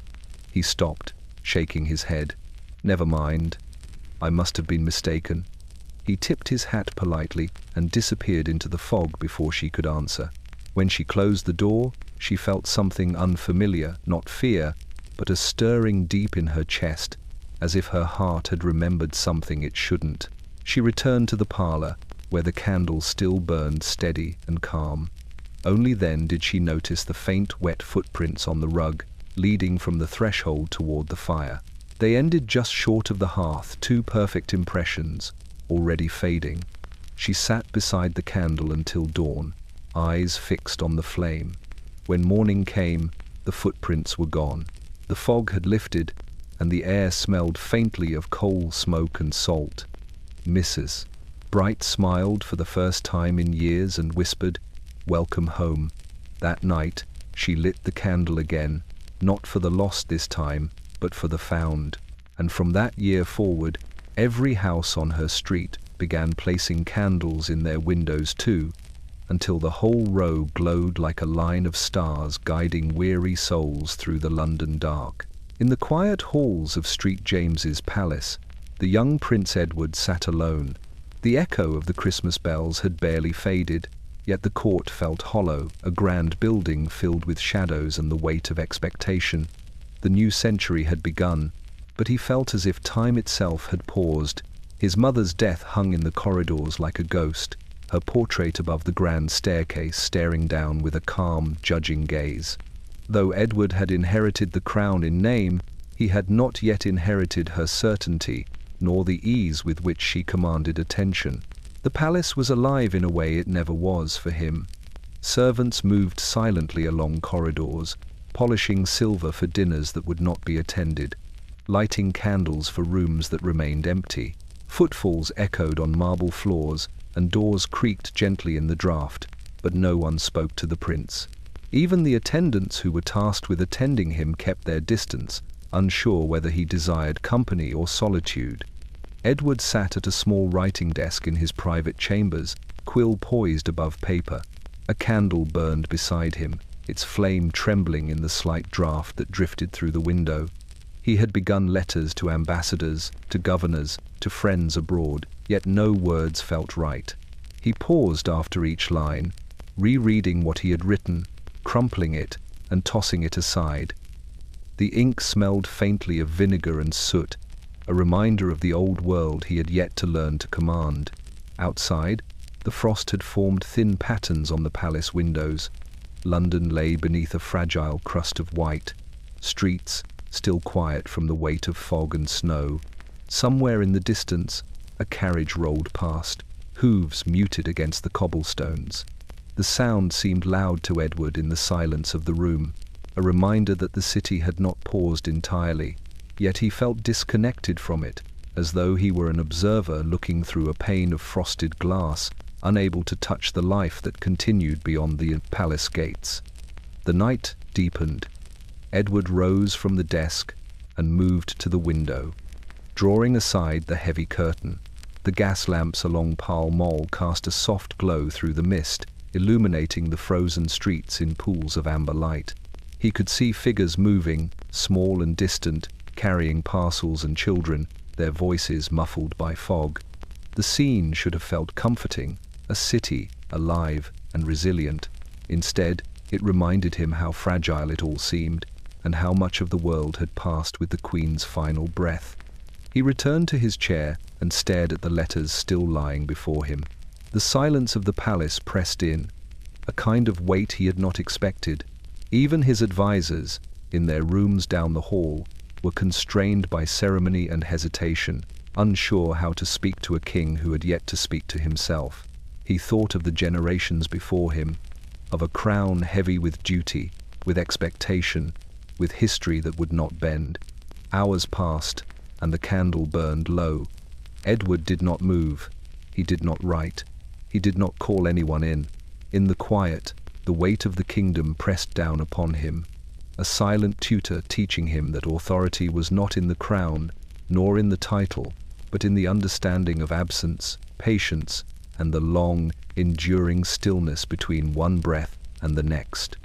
By the time dawn crept through the frost, Edward remained in the chair, still and watchful. The city outside had begun to stir, but he did not yet rise. For a moment, the prince and the palace were the same, silent, waiting, and aware that the world had shifted beneath them, and that the new century would demand more than he yet knew he could give. The snow fell again that night, heavier than before, blanketing London in a silence so complete it seemed unnatural. Streets, once dark with soot and life, glimmered under a thick, frozen layer, their cobblestones hidden beneath the weight of white. Even the river, where the Thames had begun to flow with the thaw, had hardened along its edges. The current slowed to a muted pulse beneath its fragile crust. It was a city suspended, caught between one breath and the next, each flake an unspoken question from the sky. In the East End, families gathered around hearths that burned faintly, coal scarce and dim.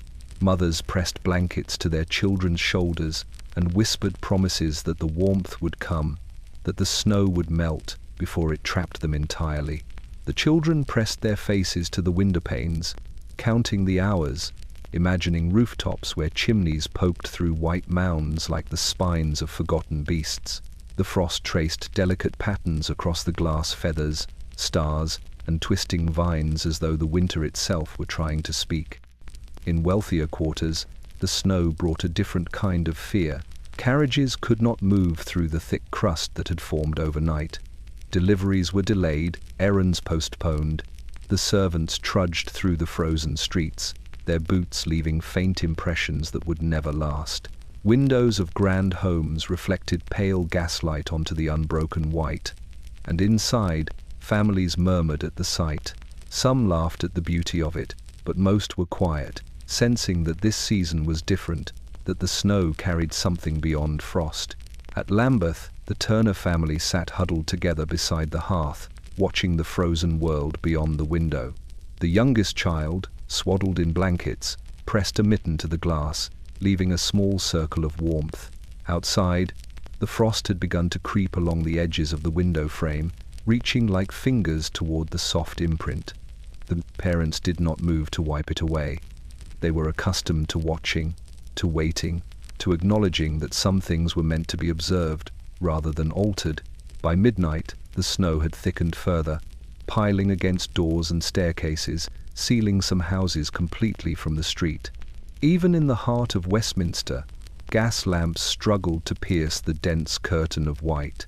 A coachman drove carefully through the streets, the horses' hooves muted by the snow, their breath rising in thin clouds that immediately froze. The city had slowed to the rhythm of the storm, every movement deliberate, every footfall considered. The snow did not begin to melt with dawn. Instead, the sun rose pale and weak, its light diffused across the rooftops, reflecting faintly on every frozen surface. Icicles hung from gutters like teeth, glinting in the early light, sharp and fragile. Children who had been outside to play found themselves trapped by the crust, unable to run freely. Adults moved carefully through streets that felt alien, unsure if the ice would hold beneath their weight. By mid-morning, the city had adapted to the new winter. Markets opened later, deliveries were suspended, and people moved slower, conserving energy against the cold. Yet in the quiet, there was a strange beauty. Rooftops sparkled, frost clung to every railing, and the river's frozen surface reflected the pale light like a mirror to the sky. London had paused, not quite asleep, not quite awake, caught in a season that would last far longer than anyone had expected. And though the snow would eventually melt, its memory would remain the winter that refused to release the city from its frozen grasp. By late afternoon, the city was quiet in a way that felt unnatural.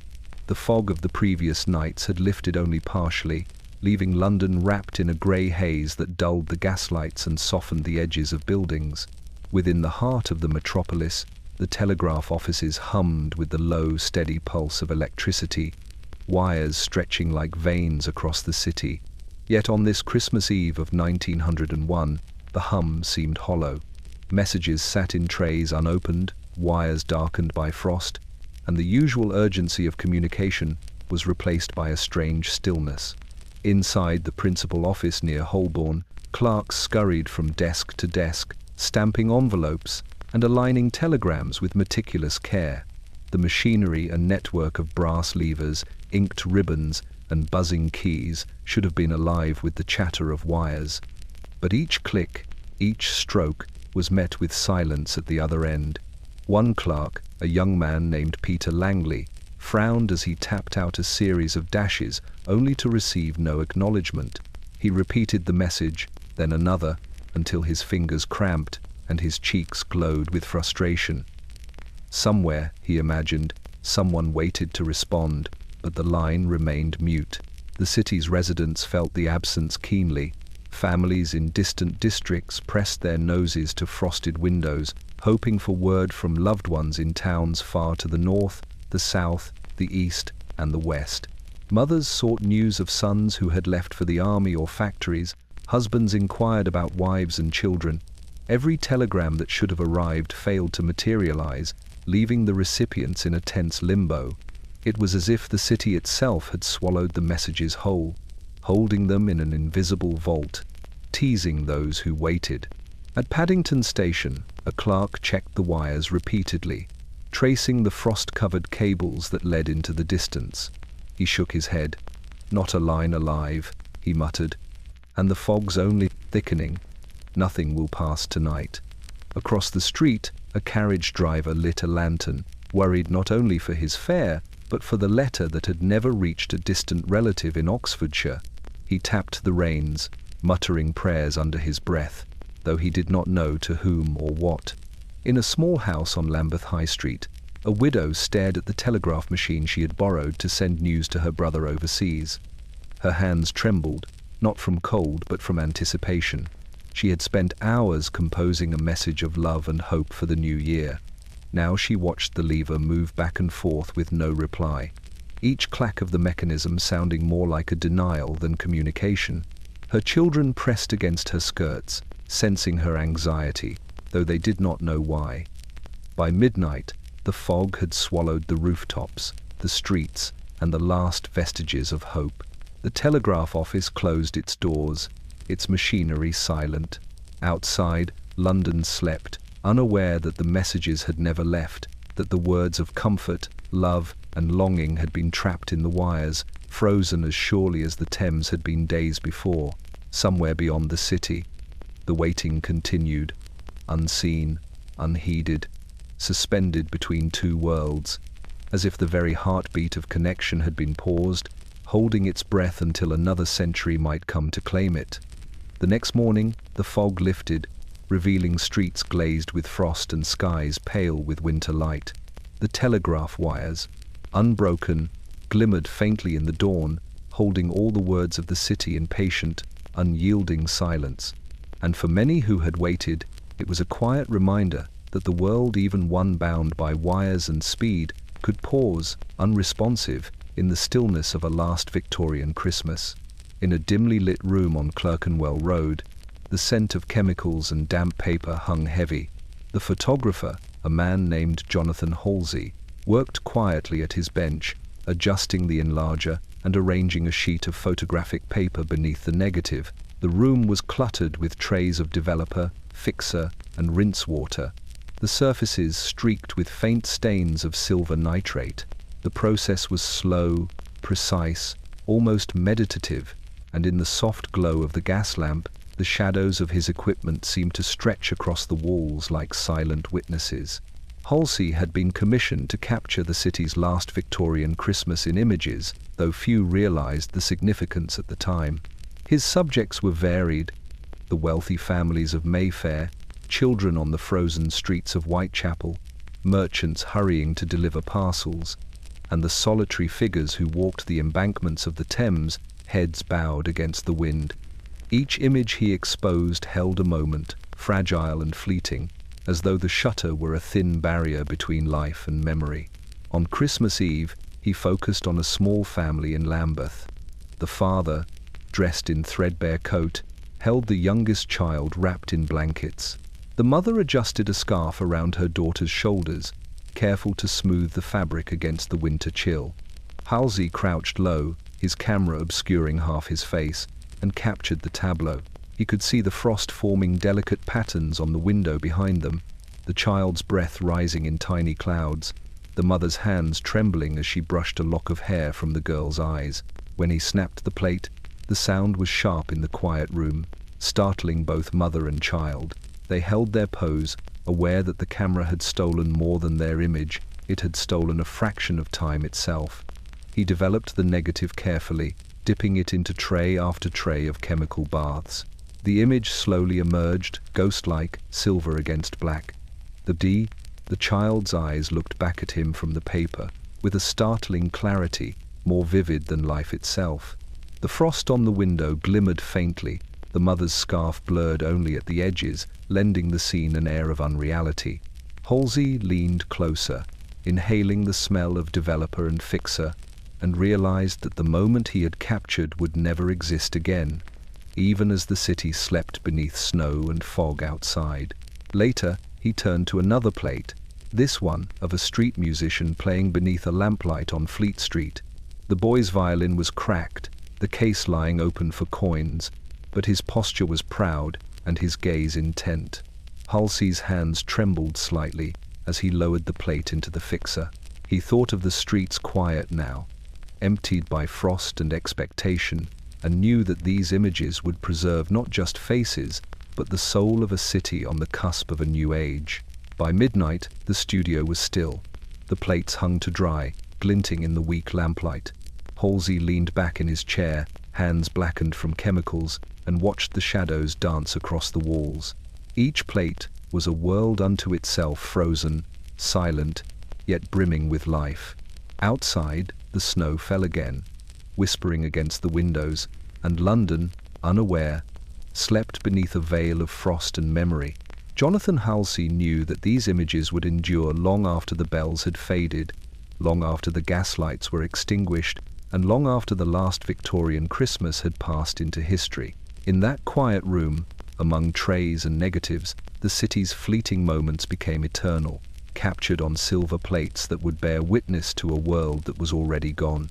In a cramped attic above a small shop in Holborn, a seamstress worked by lamplight, her fingers moving with a rhythm honed over decades.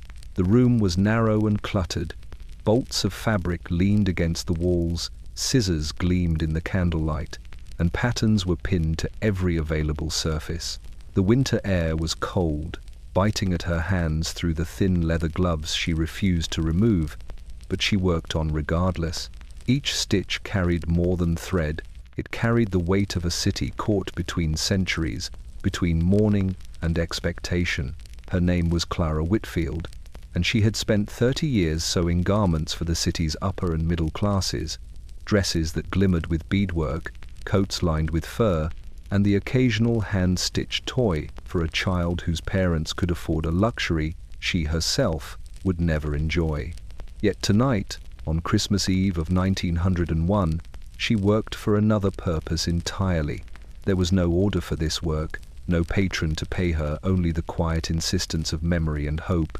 The piece on her lap was a child's coat, stitched from deep navy wool, trimmed with black velvet for contrast, buttons hand-polished and sewn with care. It was meant for a little girl she had never met, a stranger in the sprawling streets of London, someone who would carry the coat into a winter that had grown unusually cruel.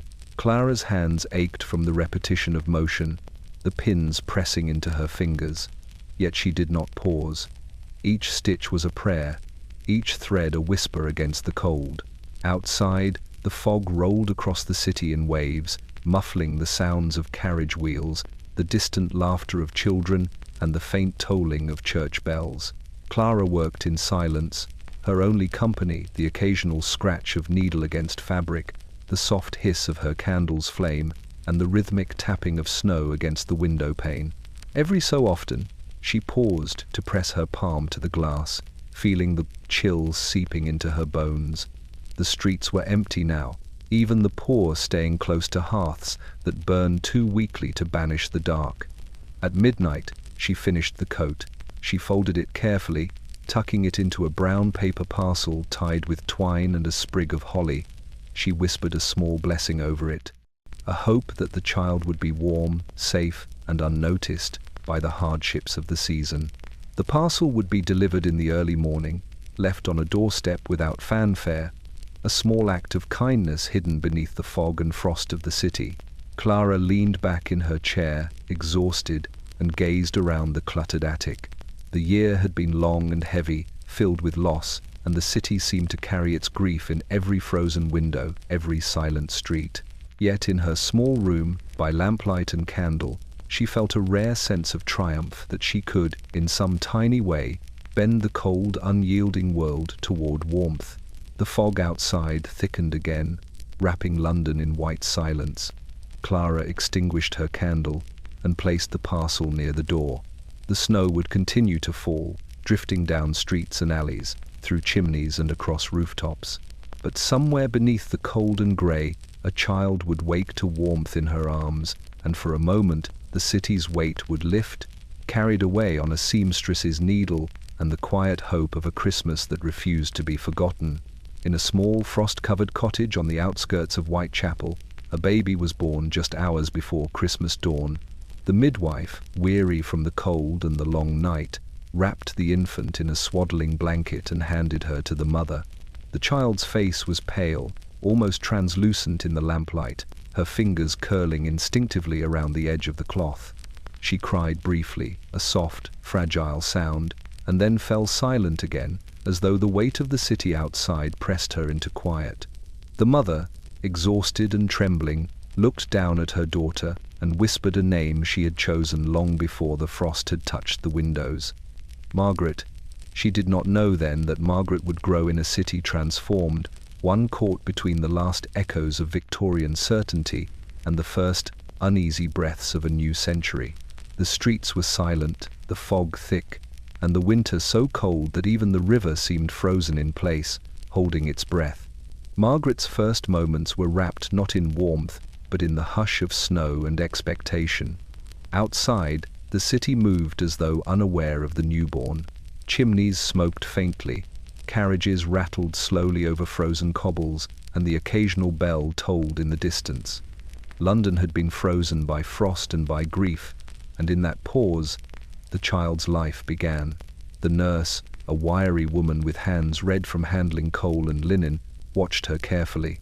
She had delivered dozens of babies over the years, but something about this one felt different, delicate, quiet, and somehow aware of the weight of the world even before opening her eyes. In the upper rooms of the city, families celebrated Christmas with food and laughter, unaware that a new life had begun in the shadows of alleys and frost-laden streets. Yet in those upper rooms and lower, in palaces and tenements alike, there were signs of the same unease: candles flickering too low, clocks that seemed to falter in their ticks, and the ever-present sense that the century had shifted irrevocably. Margaret's arrival, small and unnoticed, was part of that change, a marker of the future creeping into the past. Her first night was quiet, her breathing soft, almost imperceptible. The mother placed a hand over her daughter's chest, feeling the rapid, fragile heartbeat beneath the blanket. Each inhalation was a tiny defiance against the cold, the fog, the muffled silence of a city that seemed to have paused in mourning. The nurse laid a small candle by the cradle, its flame flickering weakly against the draught. It cast shadows that danced across the walls, and for a moment Margaret's tiny hands seemed to reach toward them, as if trying to hold on to the light itself. By morning, the fog had lifted slightly, revealing rooftops glinting faintly in pale sunlight. The streets below were busy again. But the baby lay undisturbed, swaddled and warm beneath blankets stitched by hands that had felt grief and hope in equal measure. Margaret would never remember this first Christmas, never know the hush of the city, the weight of silence, the cold that pressed against the windows. Yet she carried it with her, unknowingly, in every breath, every pulse, and every heartbeat, a life beginning in the quietest moment of the last Victorian Christmas, marked indelibly by the frost and fog of London's winter. The bridge above the Thames was slick with frost, its stone railings coated in a thin sheet of ice that caught the faint glow of gas lamps like broken crystal. The river below was a dark mirror, broken only by the occasional drift of frozen slush that had separated from the banks. On this Christmas morning of 1901, the bridge was nearly empty. Londoners stayed close to their fires, fearful of the cold and the treacherous footing. But a single carriage made its slow, deliberate way across the span, the horses' hooves clattering against the frozen cobblestones with a metallic rhythm that echoed far below. Inside the carriage, the occupants were silent. The coachman, bundled in thick wool, leaned forward, reins taut in gloved hands. His breath came in short puffs, white against the dark leather of the hood. He had driven across this bridge countless times, through storms, fogs, and floods, but never had it seemed so fragile, so quiet, so suspended in the cold. The passengers, a man and a woman, neither young nor old, both wrapped in furs and wool, watched the icy river below, their expressions unreadable in the dim lamplight that filtered through frosted glass. The woman pressed her gloved hands to the window, watching the frozen Thames glimmer in silver grey. She thought of the city around her, still trapped in fog and frost, still recovering from the quiet of the last few nights. The bells of distant churches tolled unevenly, muffled by the mist. Each sound carried a weight she could not name, a warning, a farewell, or simply a mark of time passing in a city that felt as though it had paused indefinitely. The man beside her adjusted his coat, eyes fixed on the lamps that lined the bridge. He was aware of every shadow, every silhouette that the dim light cast against the stone. The gaslight flickered, throwing long, trembling reflections across the frost, and for a moment he thought he saw a figure standing on the edge, watching the carriage pass. But when he blinked, the shadow was gone, swallowed by the grey of morning. Outside, the snow began to drift lightly again, settling on the bridge, coating the horses' backs in white, muting every sound. Footsteps from early pedestrians crunched faintly on the sidewalks, but the carriage remained the only moving object on the frozen span. Its wheels groaned under the weight, leather straps creaked, and the occasional jolt reminded the passengers that the bridge, like the city itself, was a fragile thing, a connection over a void that could not yet be trusted. As the carriage reached the far side, the woman let out a faint breath she had been holding. The river below glimmered beneath the last of the fog, dark and deep, holding secrets that no one would ever uncover. The man guided the horses carefully down the slope, aware that every movement could shift the fragile layer of ice beneath their hooves. By the time they reached solid ground, the carriage had crossed not only the river, but a threshold of time, leaving behind the hush and frost of the last Victorian Christmas and entering a world that would not wait for it to catch up. When the passengers finally stepped down, the city seemed to inhale, exhaling the faint sound of hooves, harnesses, and wheels. The bridge, slick and silent, stood empty again, a conduit for fleeting lives, fleeting warmth, and fleeting hope. London continued on, unaware of the small journey that had crossed its frozen heart, carrying with it a reminder that even in the quietest winter, life persisted, delicate, fragile, and unstoppable. By mid-morning, the city was caught in a fragile stillness, where even the faintest sound seemed amplified against the hush of frost. Windows across London bore delicate etchings left by the cold, swirling patterns like lace, twisting lines that mimicked vines, flowers, and stars.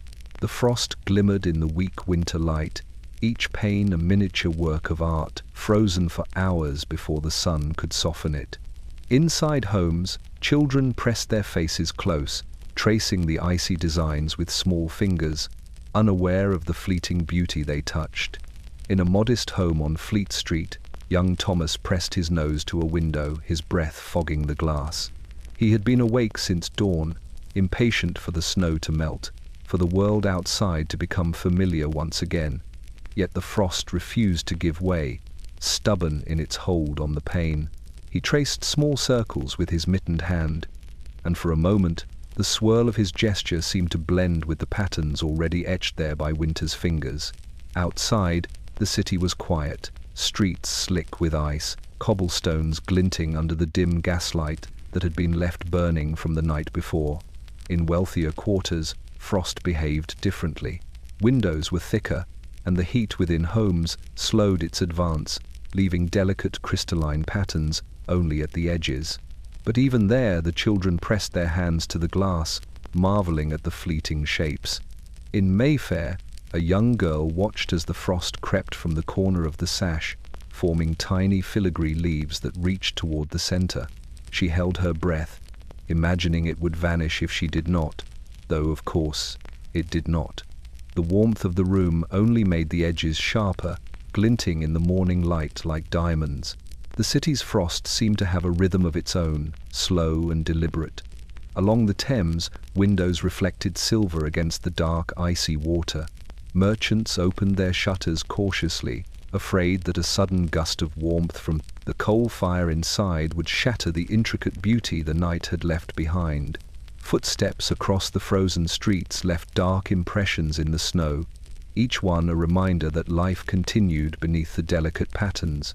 Yet the frost remained, indifferent to their hurry, unyielding in its quiet artistry. By late afternoon, the sun had dipped low, turning the frost into a dim glow against the glass. Mothers called children away from the windows, concerned their small hands would chill, though none could fully tear their eyes from the crystalline beauty. The patterns shifted slightly as the temperature changed, the delicate spirals melting in some places, while others remained intact, creating a strange, living tapestry. In the Turner home in Lambeth, the father watched his children press their hands to the panes. He could see the patterns as clearly as they could, but they meant more to him than beauty alone. They were a reminder of time passing, of the fragile pause of the city in winter, of the weight of a season that refused to yield. The frost on the glass was a mirror, reflecting both the quiet streets and the lives within them, a reminder that even in the coldest, most silent moments, the world continued to create, to move, and to endure. As night fell, the frost glimmered faintly in the candlelight, delicate against shadows that grew long across the floors. Outside, London seemed to hold its breath beneath the frozen panes, waiting for the smallest stir of warmth to disturb the intricate silence. And inside, the children traced the patterns one last time before bedtime, pressing their palms to the cold glass, feeling both the chill and the wonder of a world caught between one Christmas and the next. At the edge of the city, where fog clung to the streets like a second skin, a small chapel stood, its stone walls slick with frost, its steeple barely visible through the thick grey air. The windows glimmered faintly with candlelight, the only indication of life within. Inside, The pews were worn smooth by generations of worshippers, the floorboards creaking softly underfoot. The air was heavy with incense, its fragrance mingling with the damp cold that seeped through the ancient walls. It was Christmas Eve, 1901, and the city outside lay muted beneath snow and mist, as though holding its breath for something unseen. Father Edmund, the chaplain, moved quietly through the nave, adjusting the flickering candles along the altar. His robes brushed the stone floor with a faint whisper, and his breath came in steady, measured puffs. Outside, the fog pressed against the stained glass windows, diffusing the candlelight into soft, dancing shadows. The congregation had arrived early, huddled in the aisles, wrapped in cloaks and scarves, their breath rising in delicate clouds. They sat silently, waiting for the service to begin, as though aware that this Christmas was different, heavier, quieter, and full of unspoken expectation. A single choir boy, Thomas, stood near the altar, practicing the hymns under his breath.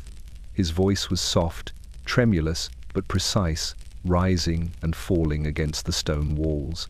He had been warned to conserve his strength for the ceremony, yet he could not help the nervous excitement that fluttered in his chest.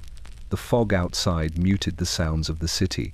The faint clatter of carriages and distant voices seemed almost otherworldly. Within the chapel, each note he sang felt amplified, reverberating in the heavy silence like a pulse in the stillness. Father Edmund paused near the pulpit, glancing at the small congregation. The parishioners sat with hands folded, eyes downcast, their faces pale in the candlelight. Some whispered prayers. Others simply stared at the flickering flames. The weight of the Queen's absence lingered here too, though none spoke her name aloud. It was a Christmas without her, and the chapel, small as it was, seemed to hold the grief of the entire city within its walls. When the service began, the organist struck a single, tentative chord. The choir responded, voices blending into a quiet, haunting harmony. Outside, the fog swirled against the windows, distorting the light, creating shapes that seemed almost alive. Shadows danced along the pews, and the congregation watched the flames flicker as if they were participating in some secret ritual. The sermon spoke of hope, of the promise of light in darkness, but even the words felt fragile, carried away quickly by the silence that pressed against the stone. By midnight, the final hymn concluded.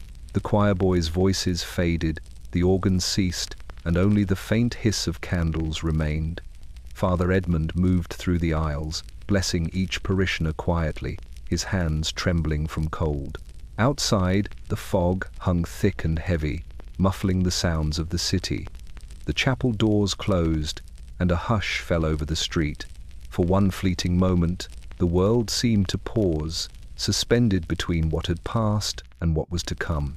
The chapel stood alone in the mist, a beacon of warmth and light, fragile yet enduring, a reminder that even in the coldest, darkest winter, faith and hope could persist, hidden in the quiet glow of candlelight. By late afternoon, the streets of London were quiet in a way that felt unnatural. Snow had fallen overnight and again that morning, packing the cobblestones into a brittle crust. The fog hung low, curling through alleys and between the buildings like smoke from a long-extinguished fire. In this city of shadows, Henry Wilcox, a postman of 30 years, made his way along the familiar route, a lantern swinging from his gloved hand. The light was weak against the grey, but it cast enough warmth to illuminate the narrow path ahead, reflecting off the frozen footprints left by earlier travellers. Henry's bag was heavier than usual, filled with letters, packages and parcels meant for the far corners of London, many addressed to friends and family separated by distance, illness, or the slow tide of life itself. Each letter carried a weight far beyond its paper, words of longing, hope, love, apology, and grief. Yet as he walked, Henry noticed something strange. The air seemed thicker than normal. Even the usual bustle of the city, the clatter of hooves, the calls of market vendors had been muted beneath the frost and fog. It was as if the world itself held its breath. He paused at the first house, tapping gently on the door. A servant appeared, her breath clouding the doorway, and took the letters meant for the master of the house. Henry moved on, lantern swinging, following the frozen street toward the next stop. By now, the sky had darkened, the pale grey of afternoon giving way to the uneven light of dusk filtered through fog. The city lamps flickered, struggling against the encroaching mist, and Henry's lantern cast a circle of golden warmth in the surrounding grey. In the wealthier districts, he delivered letters to quiet houses where candles flickered behind curtains. Many of the letters were sent weeks before, containing messages of celebration for Christmas, invitations, greetings, small remembrances. But as he handed them over, he realized how little meaning they carried in this frozen city. Families were subdued, their joy dimmed by the lingering frost and the weight of a year that had been heavy with loss. He could see it in their eyes, the longing for connection, the quiet desperation to hear a voice from elsewhere, and the disappointment when no reply had arrived.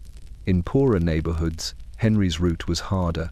He slipped carefully across icy pavements, pausing when he heard the distant wail of a child or the soft murmur of a mother scolding against the cold.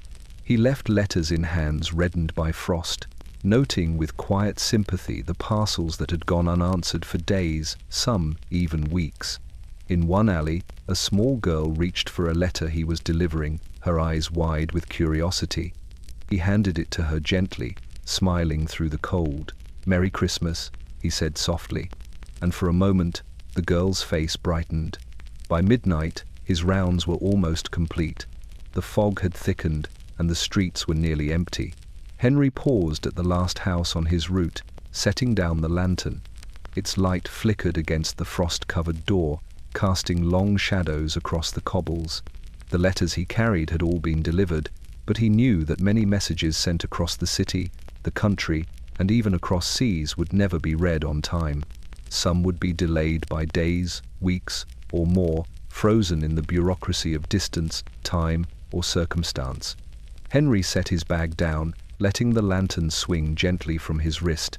The fog pressed closer, muffling sound and motion alike. He looked across the empty street, the windows dark, the chimneys silent. Somewhere, he thought, a child would read a letter tonight, and someone far away would receive news too late. Yet for now, he breathed in the winter air, the faint scent of coal and frost, and felt a fragile satisfaction. In a city paused by snow and fog, he had been the hand that carried the world's words, even if only for one Christmas night. On a narrow street in Clerkenwell, a house lay untouched by the frost of activity that had filled London during the last days of December.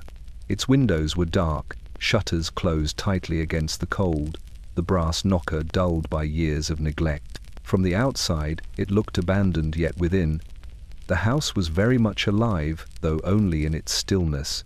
The floors were coated with a thin layer of dust, settled over decades of footsteps that no longer came. The fireplace, once roaring and warm, held only cold embers, grey and brittle. This was a house that slept through Christmas, refusing even the smallest stirrings of celebration. The inhabitants were long gone. The last resident, an elderly widower named Mr. Pembroke, had passed quietly the previous year. There were no relatives to claim the property, and the estate agents had abandoned their efforts to rent it, convinced it was cursed by neglect. In the halls, portraits of long-dead occupants stared from the walls, their eyes painted in oil, their expressions frozen in time. Even the furniture seemed to retain the shape of bodies that would never sit again. A large, ornate dining table stretched across the center of the main room, set once for dinners that had ceased decades ago. Chairs neatly tucked beneath it, as though the ghosts of meals past still lingered. Outside, the snow fell lightly, drifting in grey wisps along the cobblestones. The city continued its preparations for the day deliveries, footsteps, children pressing faces against frost-glazed windows. But inside the Pembroke house, no one moved. The silence was so complete it felt alive, almost tangible.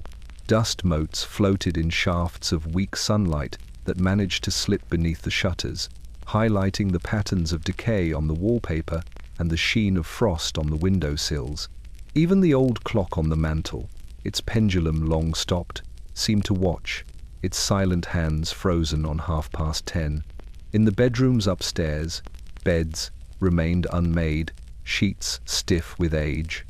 A small child's crib, long, empty, was tucked into the corner of the nursery. Toys lay scattered, untouched, their paint faded and cracked. A rocking horse leaned against the wall, its head tilted at an impossible angle, its wheels stiff from disuse. It was as if time itself had abandoned the house, leaving it to exist only as a memory of lives that had moved on without it. By afternoon, the snow had piled higher, pressing against the doors and windows. A single bird landed on the ledge outside, shaking off the frost before fluttering away. Its shadow moved across the walls, fleeting, insubstantial, a reminder that life existed somewhere beyond the house's walls. The gas lamps along the street flickered faintly in the grey winter light, but inside there was no one to notice. The house remained in its quiet slumber, insulated from the city's bustle, holding its breath against the intrusion of time. Even as the city celebrated Christmas in fleeting glimpses, candles in windows, carols in the streets, children running through snow-covered lanes, the Pembroke house endured in absolute stillness. It was a sanctuary of silence, a mausoleum of memory, untouched by the warmth or joy that flowed through the rest of London. And when evening fell and the fog returned like a shroud, the house slept on, waiting for no one, unconcerned by the passing of hours, days, or centuries, a perfect relic of a world already gone. The music began faintly at first, drifting through the narrow streets of Westminster as if carried by the fog itself. A violin, cracked and weary, drew its notes from the hands of a street musician huddled beneath a flickering lamp. The song was a carol, half forgotten, passed down through generations, its melody familiar yet fragile. Children paused on their way home, pressing gloved hands to window panes, their faces flushed from the cold, listening with wide, uncomprehending eyes. Adults slowed their steps, hearing the tune as if for the first time, and felt a faint tug at some long-buried memory. The musician played with care, bow gliding over strings that had been stretched and repaired more times than he could count. Each note wavered in the cold air, trembling against the fog, bending like a fragile flame. He had been playing since before sunrise, and he would continue until the lantern at his side guttered or the frost forced him to retreat. The song seemed to pull the city closer, weaving through the alleys, under doors, around corners, touching lives that had been isolated by snow, fog, and the weight of the season. But that Christmas Eve, the song ended too soon.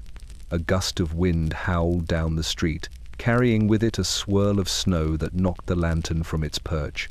The flames sputtered and died.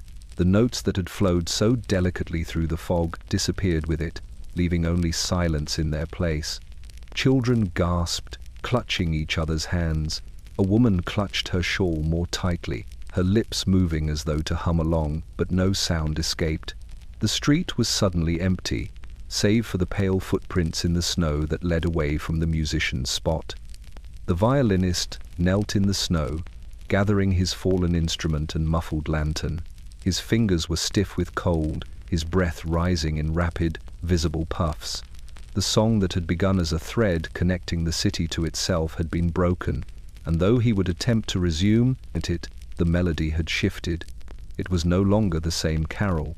The fog seemed to swallow each note, dispersing the sound into fragments that vanished before reaching the next street.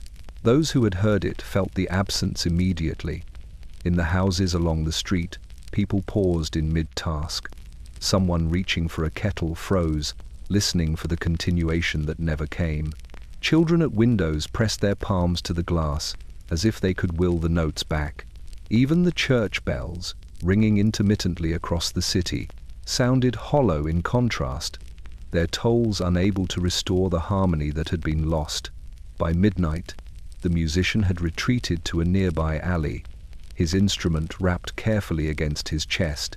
He could hear the faint echo of the city's life footsteps, distant voices, the shuffle of carriages. But the song was gone. The last notes lingered only in memory, fragile as frost on the windowpanes, fleeting and beautiful, yet ungraspable. The following morning the street was quiet. Snow had drifted to cover every trace of the violinist and his lantern. Only the memory of the song remained a fragile whisper in the hearts of those who had paused to listen, a reminder that even in the last Victorian Christmas, beauty could appear and vanish in a single breath, leaving behind a silence more profound than any sound. When the first pale light of Christmas morning touched London, it found the city subdued, as if still catching its breath from the night before. The fog had lifted slightly, though remnants clung stubbornly to alleyways and the edges of buildings. Streets glistened with frost, and rooftops sparkled under the weak winter sun, each tile etched with a delicate sheen of ice. The river reflected the sky like molten pewter, dark and cold, carrying the scattered remnants of frozen snow along its sluggish current. It was the morning after the last Victorian Christmas, quiet, brittle, and unfamiliar, and the city moved through it as though learning to wake for the first time. In the East End, children emerged from their homes, cheeks pink from the cold and hair clinging to damp scarves. Their boots crunched across the crusted snow, and they pressed eager hands to frost-covered windows to peer into neighboring houses, hoping for gifts, warmth, or the faintest glimpse of cheer. The streets were still perilously slick, but the air carried a subtle promise that life could continue, even if the world around them felt paused, uncertain. Mothers bundled children in extra layers, the weight of the season pressing upon them in ways that were both physical and invisible. In wealthier quarters, servants moved through the streets with heavy trays, delivering the last parcels before the day's visits began. Their breath rose in small clouds that mingled with the faint smoke of chimneys. Within the grand homes, families stirred slowly, reluctant to leave the warmth of their beds. The halls smelled faintly of pine and extinguished candles, of roasting chestnuts and damp wool. Portraits of the Queen still hung in parlors and corridors, draped with black ribbon, a quiet reminder of the century that had ended just weeks before. Even those who had never met her felt the absence, a kind of hush that seemed to linger over every polished floor and silver candlestick. At Paddington Station, travellers pressed against windows of stalled carriages, the faint whistle of engines breaking through the quiet. Mail coaches clattered across cobblestones, their wheels muffled by the crusted snow. Street vendors wrapped in heavy coats called out to customers, their voices uncertain against the brittle morning air. In the alleys, the fog swirled into pockets of shadow, curling around doorways and stoops, carrying the muffled sounds of children laughing, horses snorting, and the occasional carriage wheel scraping against frozen stone. By mid-morning, the city had begun to breathe more fully. Shopkeepers opened shutters, the smell of freshly baked bread spilling onto the street. Laborers emerged from tenements, stretching stiff muscles and exhaling clouds of white into the cold. Even the Thames seemed to stir, its frozen edges slowly yielding to a current beneath, carrying ice floes and driftwood toward the tide. London, resilient and stubborn, began to move again, though it still carried the memory of the frost, the fog, and the weight of a city paused. In homes large and small, people paused for a moment, aware of the quiet that had preceded this day, the stillness that had made a last Victorian Christmas unlike any before it. Candles burned low, coal smoke lingered, and for a fleeting instant, every heart beat in rhythm with the city itself, fragile, uncertain, and alive. The morning after, the world felt colder, yes, and quieter, yet it had survived the night. It had survived the frost, the fog, the silence, and the memory of an age that would not return.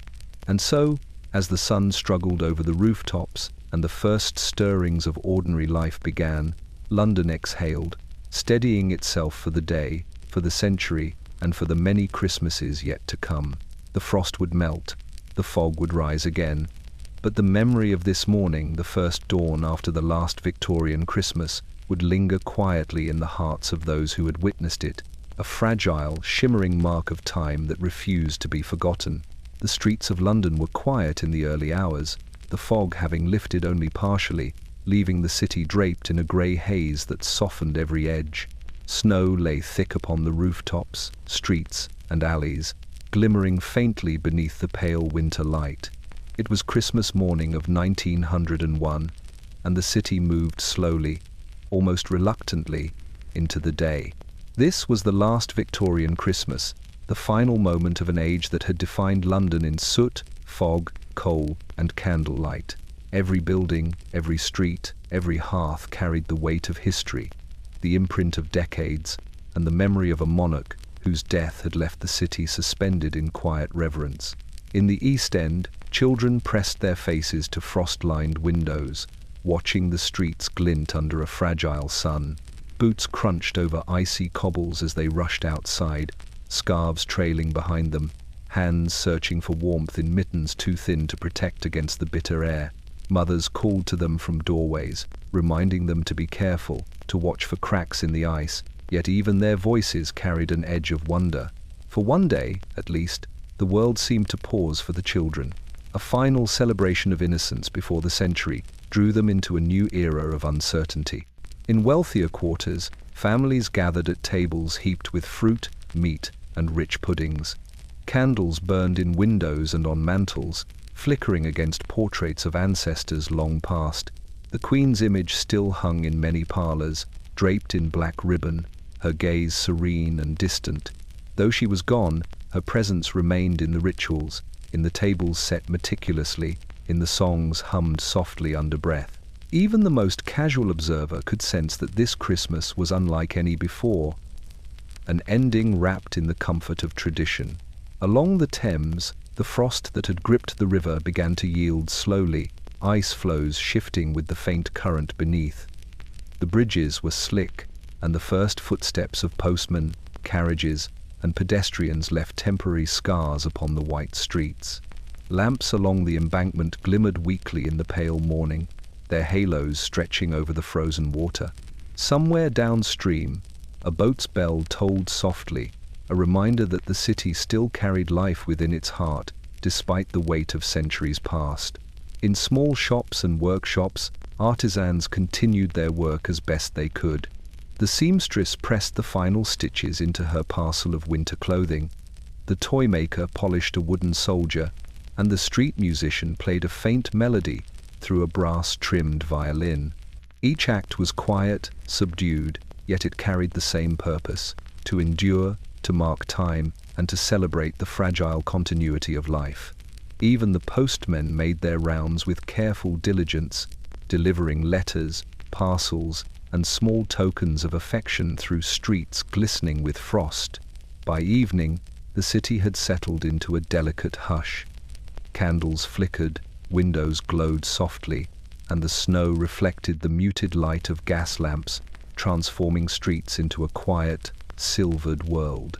Families gathered one last time in the warmth of their homes, whispering prayers of gratitude and remembrance. The bells of distant churches tolled unevenly through the mist, echoing across rooftops and alleyways, marking the passing of not just a day, but an era. London exhaled as the last light faded. The last Victorian Christmas had passed, leaving behind only memory, frost, and the faint scent of coal and candle wax. It was a moment suspended between centuries, a bridge from an age defined by soot, fog, and ceremony to a new one defined by uncertainty and change. For one fleeting day, the city had paused to honor the traditions, the lives, and the warmth of a world now quietly slipping into history. And though the century would march forward, the memory of this final Christmas, fragile, luminous, and still would remain, etched forever into the heart of the city, like frost on a window that refuses to melt.